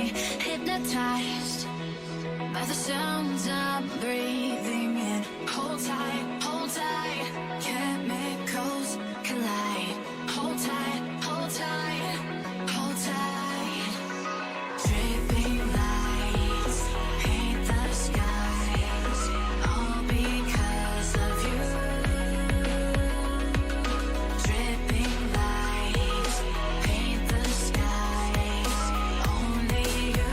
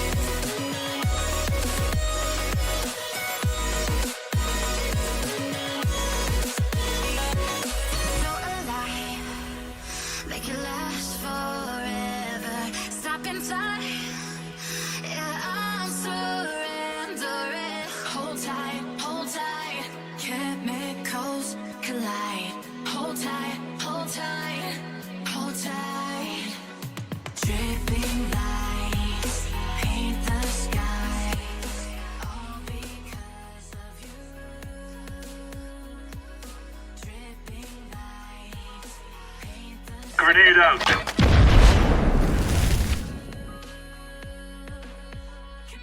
Hey, welcome back, guys. It is us over here on the IHSE channel with Skyline League, and my name is Fiorme, and I'm not alone anymore. Look it, look it. I have a friend. Tweety, what's up, brother? Oh, not much. Just had our lunch money taken in our last match. But other than that, everything's going great. Yeah, if you guys weren't aware, Tweety is a member of Muffin Men, and yes, Muffin Men had a rough go of it. I mean, what do you want to say about that match, honestly? Mirage was not originally the plan to go for that map, and it showed. We had some good looks, but they had a lot more prep done, and we were kind of making it up as we went. It was a little rough. I mean, I will say, like, you guys had your moments. You had a lot of opportunities where you got into those 1vx situations, the 2v2s, the 3v2s. You just couldn't pull it together. I mean, how are you going to approach Mirage going forward? I think our main issue there was we're not, as a team, we weren't close enough together. We were very spread out. We weren't actually trading that well. We got down to the 2v2s and stuff with two people fighting at the same time, but once you get out of the trades, you end up with people spread all over the map, and it just ends up being terrible timing and unable to trade. So that was rough for us. Well, you know what? On to next week, right? Like, Yes. you've got time to recoup, time to learn a map that maybe you feel pretty weak on, but we are now getting ready to go into High Point University versus Wasted Fees, and we're playing Anubis. This is an interesting pick. I don't know much about Anubis at all. I know that it has a mid that you can drop down into canals, and that's about it. We're gonna just yell mid and canals. That's it. Yes. That's very fair. I'm gonna try to get some stats here and see if we can maybe kind of have something to go off of. I mean, okay, there we go. Very interesting. So this is listed as a, in professional play, a T-sided map, 55% of rounds won on T-side. So it'll be very interesting to see, is the team that wins the knife round gonna go into this and say we want to take T, want to get as many rounds as we can? I think that's just something that happens with maps that are newer to the competitive pool. CT protocols aren't quite known yet. It's still being figured out. But I think you would still want to take CT first if you win the knife round. Just because then you can still keep building momentum. And as a player, how do you feel about momentum? Like, what gets that momentum and juice going? Oh, just comms. Everybody's got to be having a good time. No tilts. Just the right headspace. And you feel it. You just know when you have that momentum with you. When you start buying shotguns and pushing through lower and getting 3 kills and True. Yeah. yeah. Because I'm pretty sure ASU was having fun. They were having a lot of fun. Yeah. Very you guys did frustrating. have some fun back though. I mean, I think it was you, right, who picked up an M2 at some point. That was Nightwing. He is a Yeah. Negev enjoyer. Well, we're waiting. We've got all 5 teams in, and guess what, guys? It's time for knife round. So let's kick over to game and let's get this knife round going, man. Grenade out. Since this is the first time we've seen this, I'm super curious to see how this map has played out. Like, is it like Vertigo, where you're a little bit more rotating on T side, you fake around a little bit more, or is it going to be like hard takes, kind of like Inferno might be? Well, High Point doing pretty good here, but it looks like it's going to be Wasted Fees who take home the knife round. Let's see what they decide to do here. Are they going to stay on T side? I think they're discussing right now. I mean, if you take a look at this map, right? B is obviously the closer site. You have two paths to go into. You can go on that outside long side, or you can take the middle route to get there and just make that immediate left. So CTs don't really have a lot they have to do, but then to get to that A site, you have to get control of middle. You have to push through long A. I mean, very interesting to me on what this map just looks like. And the CTs are able to get to A very quickly. They're able to get to B very quickly compared to the CTs or the Ts. But then that rotation time looks massive. Right. I think this map probably has two of like the most common areas to fight is probably going to be for mid and that lower B connector. Because it offers so much control and you end up pushing back the CT side without really having to do that much just for controlling that area. Because as soon as you have lower con for B, that ruins guy is going to be worried about the B main door and your connector door. Well, High Point's going to start pushing forward. Damage goes down to the ASP and Eric, and nothing in return. Eric's going to find something here. Gets the headshot onto Storm. Bomb does get planted, and another big headshot, but he's at a hole. Boyd's going to push, be able to find that frag, and the retake has to come in from wasted pieces. And it's looking real good for High Point on the rush. Void's in a strong position, takes a one-on-one. Bagel with a nice shot. Void doubles up, triples up. I mean, not going to be easy here for him, as they know exactly where he is. They're playing time, and they're playing ring around the rosy. And, well, you miss a close-up shot, and you're going to go down. So Void's going to be able to pick up the first round for High Point. He does go down, but not a big deal. Just a Glock in his hand. But he had 4 kills on that round. Massive round. It's a great way. He just got in there, and then as soon as he got back sight, he didn't give them anything for free. There was no fights that were being taken that were 2-on-1s against him, and he played time perfectly against Bagel in the end there. Not a whole lot Bagel is left to be able to do once if he does kill Void, because the player in B main was not giving him anything as well. It's like an A rush. Yeah, they're going to make their way directly into A. They just got one lag behind in Storm, but Ebound's going to pick up 1, 2. Easy frags with that Eagle. Ends up getting traded, but not after finding 2 big headshots here. And the bomb just going to get dropped. I don't think Grief wants to get the plant here. I don't know what their plan is here, or why High Point decided to spread things out like this. But they had control, lose it immediately. They now know Aspects or ASAP's coming from behind. They're able to get him, and it looks like they'll win this round, but not, you know, finally Grief pushes up and gets the bomb plant, and I just don't think I understand the play there. I think it was definitely a lot. Ooh, Eric, huge frag. It was made a lot harder on themselves by not taking that mid site, because there was no way for them to cross without putting down a smoke, but then they're still giving the CTs a lot of space in that site. So it's just a really awkward play, and I think that has to do with probably being a newer map. You definitely can understand wanting to transfer the bomb over to another teammate, but when that other teammate just runs forward and doesn't help, you know, that's kind of tough. We'll see Yeah. here. We'll see. Now, once again, High Point University. Looking like it may be a little bit more spread over towards ABG. Ooh, TNS. Peeking very early, shot and from he Boulevard. pays for it. Beloved Boulevard. I don't know what his name's supposed to be. I don't know. I live on a BLVD, so I call it H Boulevard to me. Good nade. Good frag. Wasted Feast has nothing left in this round. Just Ebon and Eric left alive with Deagles. I mean, they'll have a little bit of money next round, but they're still not going to have great money next round. Might be a really good time for Ebon to save here and just hide. This would be a terrific time to save. I don't know if High Point's going to give him the opportunity. He doesn't take it even if they did.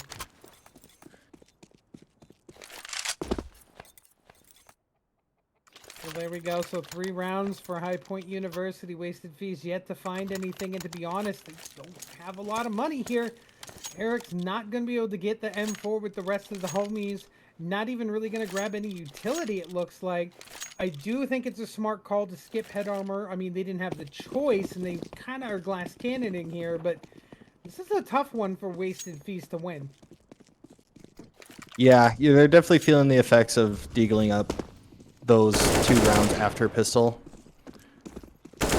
Low on utility, guns are a little bit awkward. Yeah. Looks like And they're going to skip mid control again and try to take A by force. And they're low on players already. They've lost ASAP. They've lost Bagel already. I mean, I think, and obviously you guys can't see that, but I can see that. I think what honestly is happening here is I think Wasted Fees thought that maybe High Point wouldn't know this map well enough.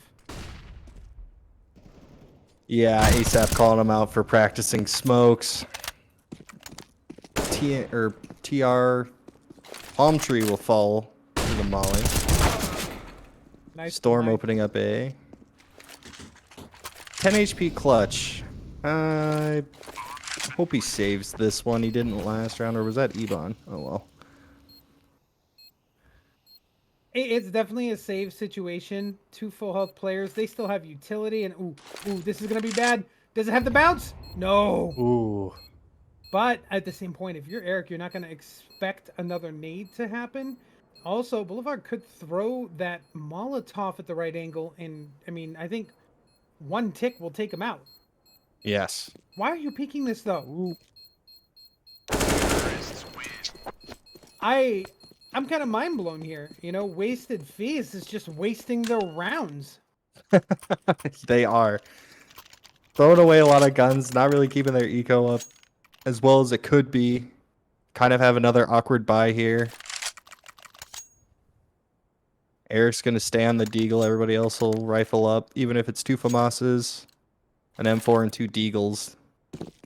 I mean, I'll be honest with you. Right now, it looks like Wasted Fees is playing in regular matchmaking at a, you know, Gold Nova level. And High Point is just slowly tearing them apart. Yeah, it is not looking pretty. Playing some ratty angles, taking a labored fight underneath.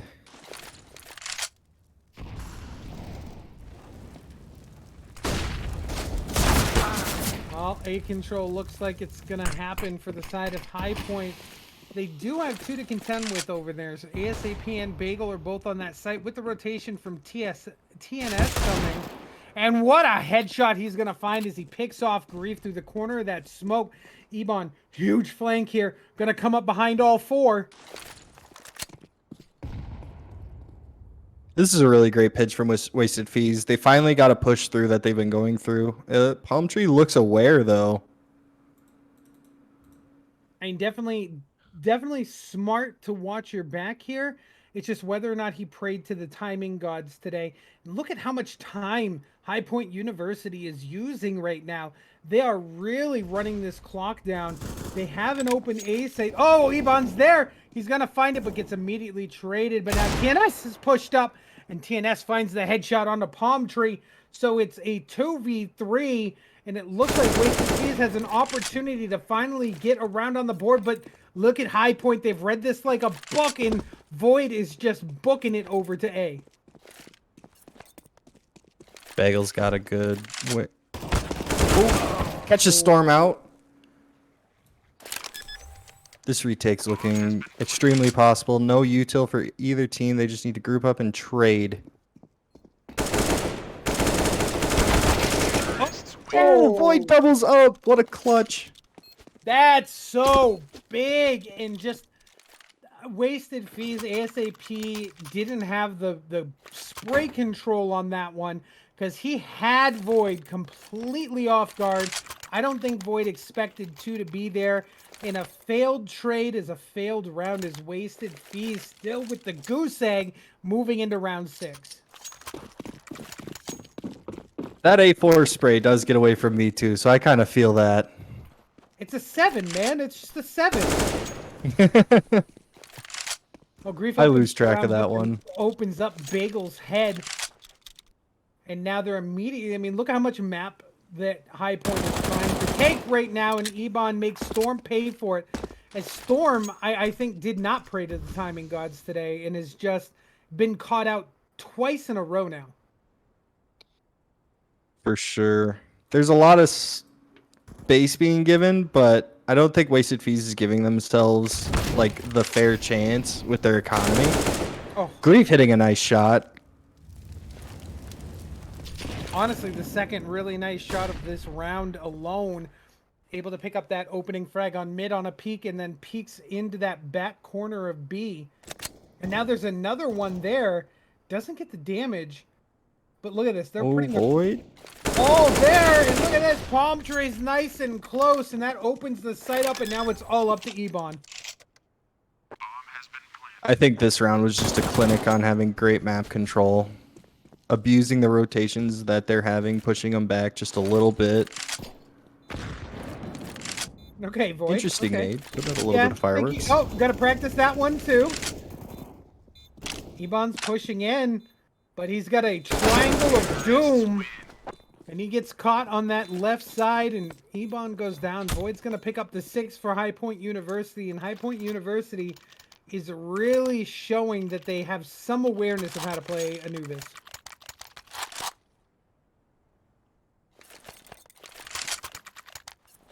Still having a interesting scuffed buy coming out for Wasted Fees. They're going all in on this round, which is different considering the last 6 rounds they've had one player start the round with a little over 2K most of the time.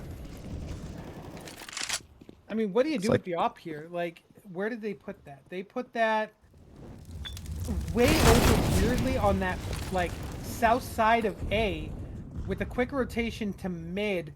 But they've got another player in mid. I don't know. It's a very strange place to put that on. If I was going to opt, I'd probably play back B, back near Ruins, I think is what the call out is. Well, High Point able to take control of A like it was absolutely easy. Now it's all up to one member of Wasted Fees coming through long A, where he's going to have to contend with Storm. Is Storm even looking that direction? Oh, he's right there. This one should be easy for High Point. 7 rounds. And now at this point, if you want a chance at winning this map at all, you have to win out here. Oh, for sure. Just, if they go 10-0 on this, I think High Point's chances of winning just skyrockets. You know, I actually can get the stats for that, believe it or not. If... Interesting. Teams starting as... Let's see here. Teams starting as counter-terrorist rounds 1. 10 and 0. That is a... From statistically speaking, a 100% chance of them winning. From what we've seen on Anubis and... I mean, eco rounds... A lot of damage, but even trades. Yeah, guns out of the hands of High Point, but why does that even matter at this point if you're Wasted Fees? The key thing you want to do a big rush for, like this, is just get guns out of the hands of a economically unsound team. The problem is, Wasted Fees does not obviously have a grasp of what the money for High Point University looks like right now, and they very much should, because High Point 8-0, they have so much money, they should be sitting back in the sites with deagles, with pistols, and trying to get them as they come in and hold and defend a site, be in weird corners. There's so many. Again, I'm really disappointed in Wasted Fees tonight. Definitely not as prepped as we've seen in the weeks prior. Double op setup. They finally have a full loadouts coming into this round. A little bit of utility missing, but not enough to worry about. The very interesting push through middle here with Eric pushing forward. But look at this. This op, once again, is just such a non-factor as ASAP is down to 12 health. Has to fall back. what do you do at this point? I mean, everything you have tried so far is failing on wasted fees. I mean, it's time for a timeout, question mark? This would be a great time for a timeout. Something that Muffin men need to start incorporating. That's probably a little bit on me. I definitely But- did say you should have made a timeout at a certain point. Oh. Grief Grief- is wanting to take these fights heads on. I mean, the Ops have found 2 frags so far. TNS and ASAP both picked up 1, and those are going to be the only frags they've found in this round. But look at this. Look at High Point reading it once again and finding a completely empty A bomb site for them to take. And now, of course, battling middle. And it looks like it actually might be Eric who... Oh, they didn't see each other. They went right by each other, and that's going to be devastating for these 2 members as Ebon gets the trade for Palm Tree, but not before TNS goes down, and it's a 2v2. Good Molly.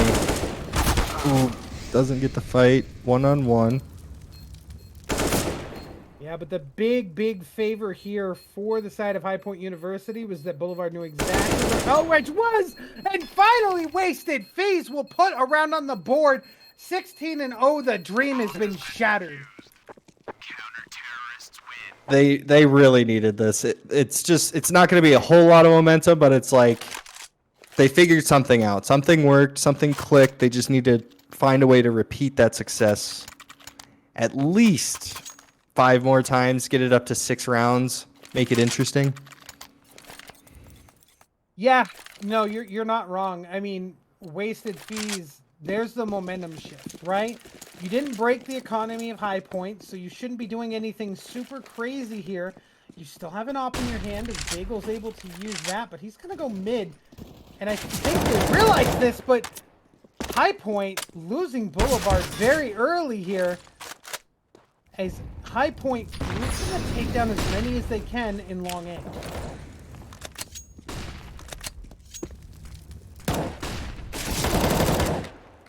Ooh. This is great control for them. ASAP and Eric pushing up like that. It makes it so awkward, and they want them out of there so bad because this push from Void into Canals almost meant nothing. They had the idea right on High Point's end to get control of mid and stuff, but the great counter for that coming from Wasted Fees was to push that B main and have control of it so that mid wasn't as big of a factor. Actually really well played by Wasted Fees, 100% correct on that one. And now they've got 2 back-to-back buys, they've got utility, and now they're able to start investing into the next few rounds. High Point still has money, so we're still going to see a full buy out of them. Interesting choice by Boulevard to do nothing but a Molotov here. But doing the same thing again as they take control of Long, and they find 2 right off the bat.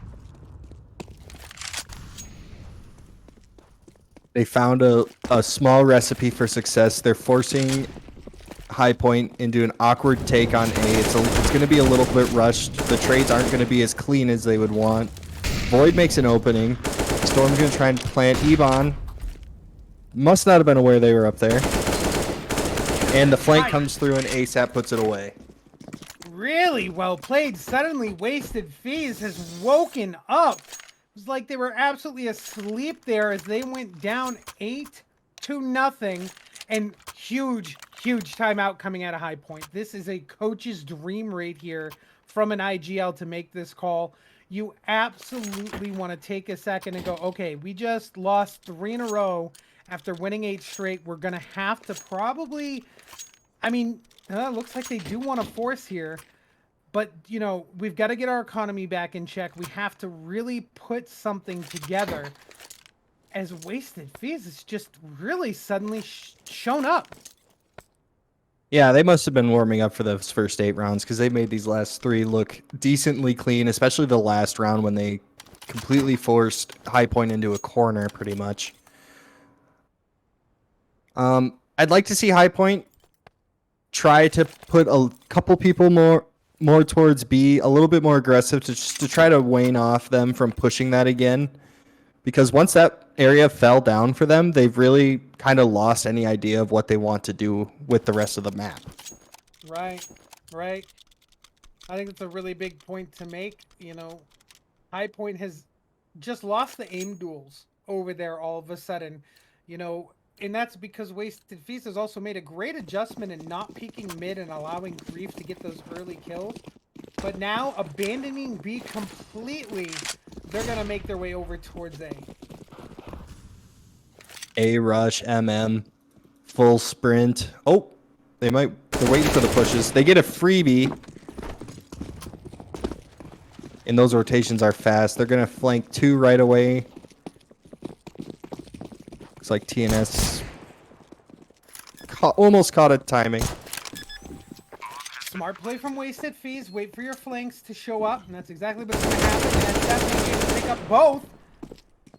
Now, a very winnable round for High Point becomes a little bit harder. It wasn't equal, so, you know, definitely not going to freak out about this round. But Wasted Fees, another one together. Oh, no! Tries to stick, but luckily, Bagel is still there with the kit, and he'll be able to pick up the defusal. A close one for High Point.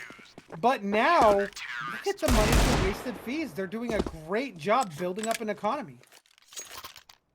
Yeah, suddenly we've seen the economy completely shift into the CT's favor, which is something that can happen super fast. Like that CT economy, once 3 people start living each round, you'll start to notice people with 7K, 6K, and you just know they're going to be buying into every round.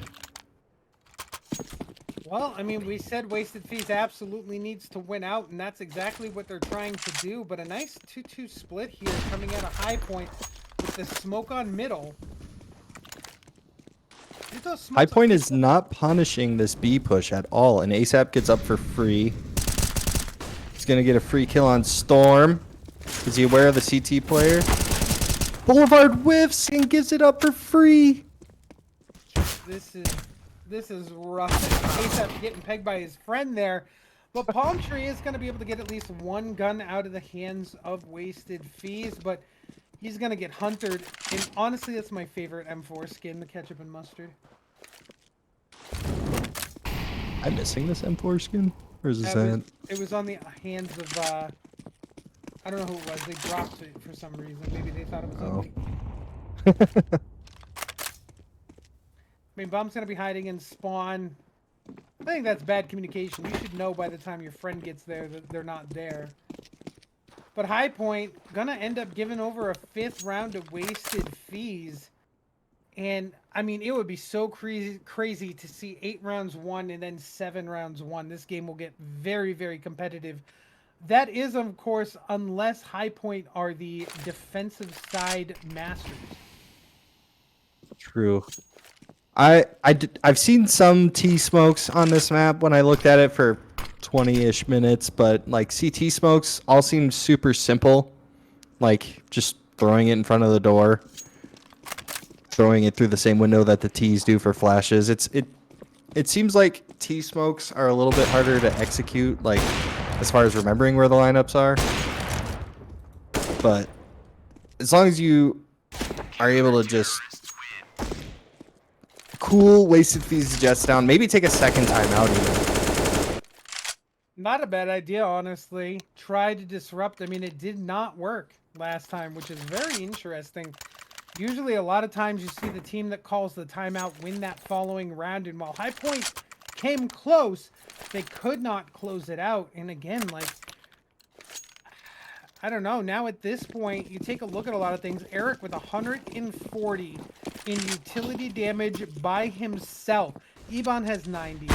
Bagel has 50. Speaking of Bagel, I mean, he's going to find that kill on Grief. They're finally not giving up too long for free. Oh! ASAP will burn. I thought he was going to double up. But the fact he got that frag is so big. They knew he was there, and they just couldn't get it. High Point, I don't know. Did they turn their monitors off? Turn the refresh rate down to 60? You know, I'll be honest with you. I only very recently moved up to 240. I was at 60 hertz for my entire career. Oh, and now you probably feel like you're looking through new eyes at this point. I honestly don't see a difference. Really? Yep. I see a difference in certain things, but not in the overall gameplay and smoothness of it. That's just a me thing because I've been an adaptable player, so I never need to like have my setup when I played. I would always use whatever setups were available. Ah. Okay. Okay, interesting. Now we're up to some wasted fees shenanigans. They didn't get it quite as far ahead as they wanted to. So the M249 is going to come out. There's an AUG on the ground too. Someone dropped an AUG. Double op set up here. ASAP's gonna move forward with this AK. He's trying to find something with smoke but cannot. Gonna use a lot of utility in there too. Trying to find damage but finds none. They finally got ASAP to respect that pushing out B every round just a little bit. And I think that's huge for high points goals and winning rounds. I mean, you've got two ops here. So you definitely are looking for, you know, those long angles, so they're not being aggressive. And then you have I'm sorry, is that the Negev or the M2? That's the M2. Yeah, okay. So you have the M2 sitting in A. No, is it? No, it's sitting in B right now. And that does look at this. Eric is just ready. He's going to shred if they push in.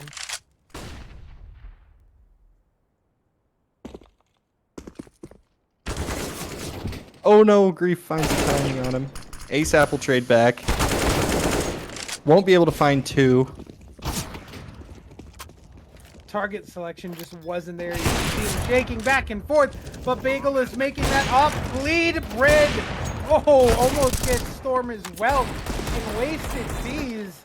I think they just wanted to make this one a little more exciting. They were just kind of edging us with those first couple of rounds. They didn't want to show all their cards. Then they ran over High Point for the last 7. That's insane to me. 8 rounds won, 7 rounds lost. How do you pull that off? It looked like 2 completely different teams there on both sides of the card, and that blows my mind. I want to know what ASAP's cooking on wasted fees.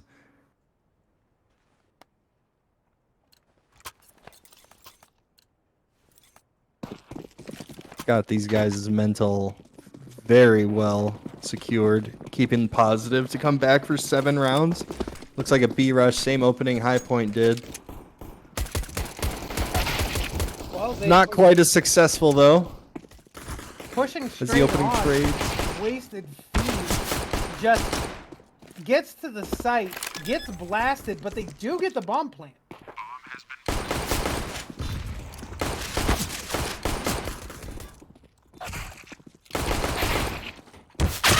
They are going to be Oh, Grief on the up, flank will clean up the round. but High Point coming out on top there, but honestly, just barely. And the problem is now, you know, good. They got the bomb plant, so that's an extra $800 across the board. Eric was the only one who really got a lot of kills that round, so he'll have the most money. But they're gonna do the. This is an interesting buy. The guy with the most money saves the most money by getting SMG and utility, but the rest of the team says we want Galil. Honestly, headshot machine. Oh, for sure. Oh, gonna run into the shotgun straight away. Shotgun's good for 1. Trades out on B, end up in wasted fees favor. They're gonna push all the way to CT. They don't even have bomb down yet. Bagel able to trade Grief.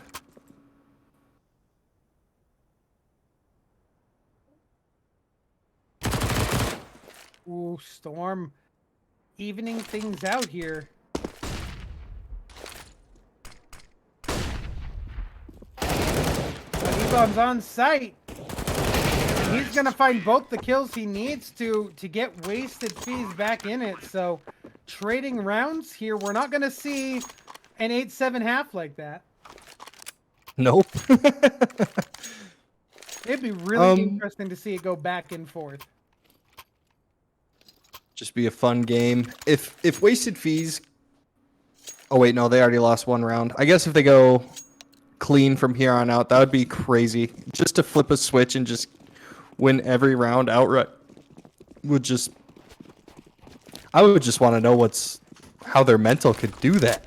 Ooh, look at this. Bagel's going to be the only one on the left side of the map where the entire squad of High Point University has come. Now, he should hear this rotation coming in the void. He'll easily find that frag. But now the rest of the team is coming. An open A bomb site for Wasted Fees and High Point. They are just booking it trying to find this.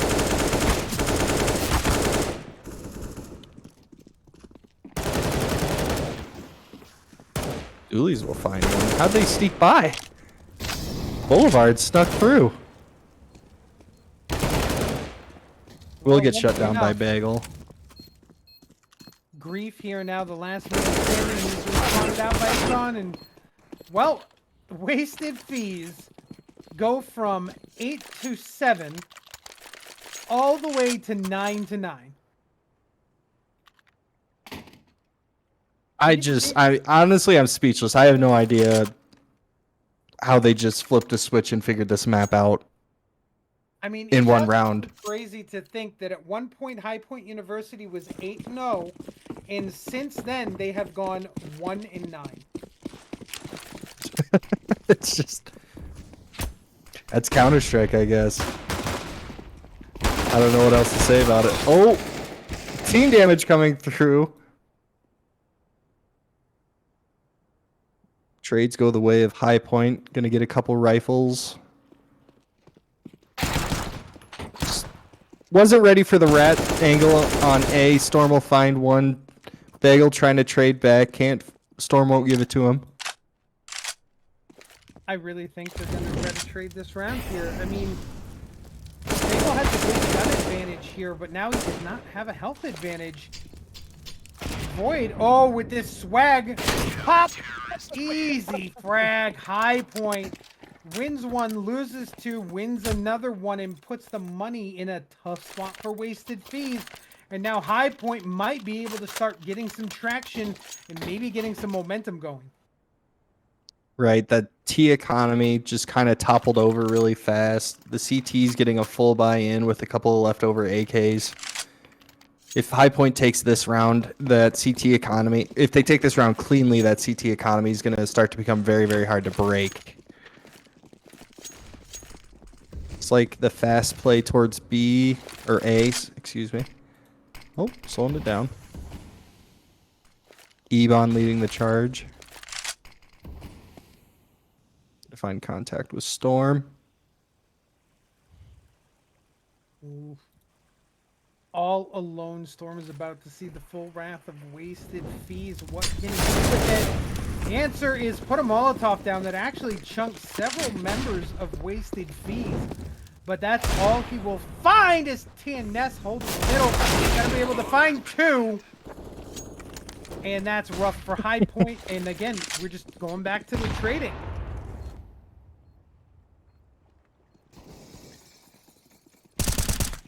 Honestly, I don't know how Wasted Fees pulls this one out. Like, just utility, guns, everything was not in their favor. But finding that timing when Storm had a molly out and was still pulling his gun up is a perfect way to execute or to create an opening. High Point calling their second timeout. This is what I think we both could agree they definitely need. They need a mental break. They need to see if they've noticed any patterns that they can punish. I mean, it seems to me that they just had such a good idea of what to do and just lost it. High Point had such a grip on this game, and Wasted Fees just changed some aggressiveness over on B, and it completely shattered High Point, and they just can't pick up the pieces. Yeah, I think Wasted Fees just got sick of getting peaked and decided they're going to start peeking into High Point. They're just winning the aim duels off of that. I mean, and what's furthermore crazy is now Wasted Fees. I mean, if I take a look at High Point University's utility damage, and I'm going to do some real quick fuzzy math here, but that would be 75, 105. they're sitting roughly around 120 utility damage on the whole team, where Wasted Feast has 222 on Eric alone. And yet, Wasted Feast, like, I don't know, man. They can't quite get a hold of this half yet, but they've won so much. They've done such a big thing coming back and tying this game. I think keeping it even here and keeping the CT economy honest is just huge in creating rounds for terrorists. We could possibly see them go up 12-10 here with the loss bonus on high point being 1. Palm Tree won't have a good buy if they lose this round. Storm, Grief. The only one that might be able to buy in the next round is Void, and he probably won't want to since the rest of his team won't be able to follow up with him. He should drop an upgraded pistol to Palm Tree just to give him some sort of chance in this round. But this is kind of a do or die round where it's going to start to come really close for High Point for them to need a comeback scenario instead of Wasted Fees. Well, time will unfreeze here as our timeout comes to an end, in High Point with the broken bye going against this Wasted Feast squad. In a game that really I thought I already ordered food because I thought it was going to be over so quick, is now suddenly becoming a back and forth trade machine. Wasted Feast wants to take A. I think they just kind of figured out what works for them. They might not be ready for 2 Storm. Finds a quick kill. Palm Tree to follow up. Almost gets 2. Lots of damage. Honestly, this round could swing either way. The scuffed buy might work for them because there's a lot of damage already done to Wasted Fees. Oh, a little bit of miscommunication and Molly going down in the wrong spot. But Amali going down in the right spot as well, as it forces Void back. A couple guns out of the hands of Wasted Fees, but I don't think it's going to be enough for High Point this round. They've got 2 relatively low health players, but that flash coming out of the last second. Grief, though, on the big flank. Now it's all up to TNS. It's a great spray down, but it's got to be Voids. High Point, with a broken buy and a broken economy, suddenly take the lead back. Great plays, doing tons of damage in that A hallway just to set up the rest of his team for success when they come for the retake. Really well played from Storm and Palm Tree, I believe, to get that damage in.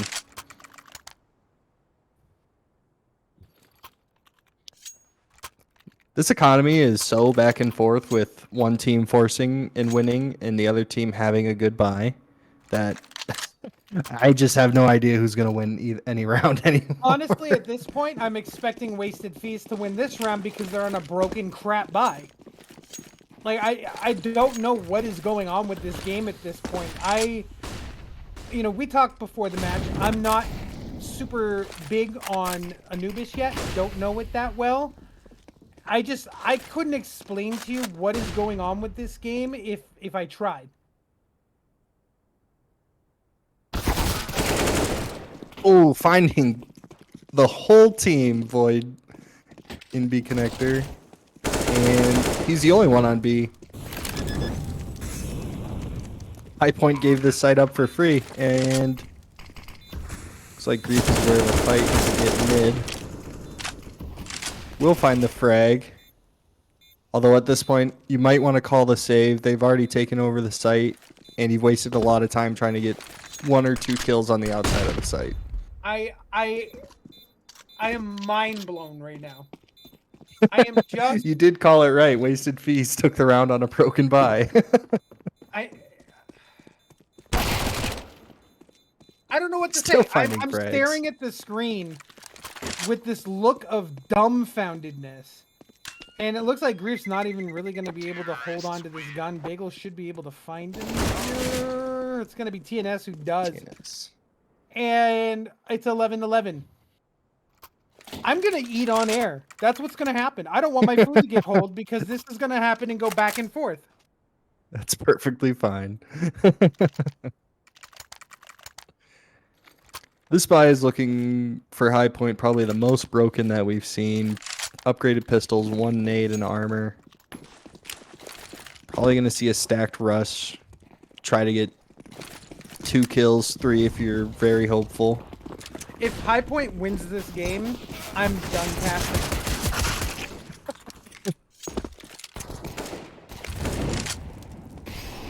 luckily, it looks like that won't be the case, and my career is safe as Void is the last man standing for High Point. So we're not going to see another back and forth, but I mean, right now, Wasted Fees has not been able to put more than 2 rounds on the board in this half after winning 7 straight. What happens here? Where does this game go? Looks like we're going to see another pistol upgrade by coming from High Point, so hopefully they keep it clean like they did last round. Just let these pistols come to you. Don't take the close range fights. Don't go peeking into B doors where they might be waiting for you. Just keep it clean like you have been. We will see one submachine gun from Void playing into the B canals connector, whatever that call out is. Big shot from Boulevard. If they trade this round. The tap's almost coming through for Void. Bomb will go down on B. ASAP might find 2 here in connector. He's gonna force TNS or Palm Tree back.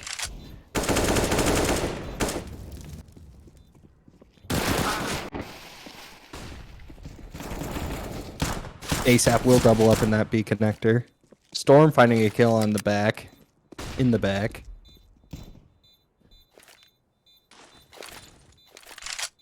They're at least making this exit a little bit awkward for Wasted Fees. But they'll clean it up before their bomb can explode. Well, there we go. Wasted Fees puts 3 on the board, the most they've been able to string together so far.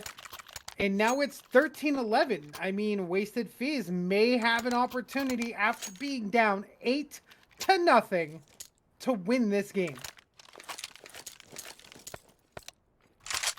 This round is probably bigger than any of the other last 2 or 3 that we've seen because you're going to see actual rifles, a little bit of utility. They're going to have to use it sparingly on High Point's end, but this is where the map knowledge will have to show through for Wasted Fees on winning this round cleanly, keeping their economy. Well, they don't really need to worry about their economy at the moment, but not wasting so much money that they have to full buy next round on all 5 players, possibly lose another round, and then we end up with a tie game with Wasted Fees on a save. Looks like they're going to find 2 kills early. Eric over on B tries to push into CT. Grief will trade him. Storm peeking out of heaven. Bombs going down on A. Great nades. ASAP will trade, or will find Storm in heaven. Pushes CT. Now it looks like Palm Tree and Grief are just going to have to look for exits. High Point has just... this is a low point for them, to be honest. At this point, Wasted Fees was a... just... Look, I'm not going to pull punches. They looked like a bunch of idiots playing a pug and had no idea what they were doing. And out of nowhere, High Point has just dropped the ball. And look at this. Wasted Fees doesn't even care. They're wasting money. I think that's in Wasted Fees fashion. It makes sense. They've done this the whole season. It's like a B rush coming from the CTs. Oh, it's a head-to-head. Not finding the frags. Oh! Okay, nice Void. Void actually killing Storm there is a little unfortunate. I thought they got the trades back to even 2v2, but it turns out it was a team kill. That's absolutely crazy. Wasted Fees now 1 round away from calling this one quits and taking home a victory here in week, what are we, in week number 5. I mean, 15-11 after being down 8-0. I really don't think that Wasted Fees wasted their fees in this game. Definitely not. It's crazy that we've pretty much seen 3 teams in this entire game. We've seen High Point and 2 different versions of Wasted Fees. I think you can honestly say we've seen Wasted Fees, we've seen Worthy Fees, we've seen High Point University and Low Point University, and I think the lowest point is going to be when this round goes the way of Worthy Fees at this point. just the double molly and runes, just in case they thought they were sorry. Third molly coming through. High Point has to make a move here. That's a good start. Ooh. Oh Vega will close it out. my gosh. Grenade out. I can't wait to be. I'm on camera now, and this has been my face for most of this match. Just what we just witnessed is absolutely crazy. But hey, that's what esports is all about, baby. Wasted Fees honestly made that like a speechless cast. There was at first we were questioning if they were even going to be a factor in the game at all, and then they come back to win 7 rounds in a row. And they keep it even on T side, which is kind of what you want to do, and they end up breaking the economy for High Point, stringing the last 6 rounds together just to win out. Do you want to hear some other really sad news because it's funny? Sure. So for those of you who know me, my name is Brian Fiorme Hollis, right? I'm a caster. I do my thing. I spell my name with a Y, which is the correct way. And my girlfriend was super nice enough to go pick up an order I placed on my Taco Bell app. And they sent me an order for a Brian with an I, and this is not what I ordered at all, and I am super sad. So I have to go to Taco Bell now. But if you're going to be in Las Vegas over the course of the next month, specifically between April 16th and 19th, you should come down to the NAB show and check me out live at the NAB booth for IHSE. I am so excited. We're going to have gamers there playing games live. We're going to rebroadcast some of our Skyline matches. So your matches are going to be live on a huge screen, on actually not just a huge screen, but multiple screens, because the whole point is not only can their KVM extend computer stuff, but it can send video everywhere at the touch of a button. Come check it out. Get a live demo. If you're interested in audio, visual, broadcasting, any of that stuff, NAB is so much fun. But it's the end of the weekend. We're going to be back Tuesday with more matches for you. So until next time, you guys stay greasy, be easy. We'll catch you. Grenade out.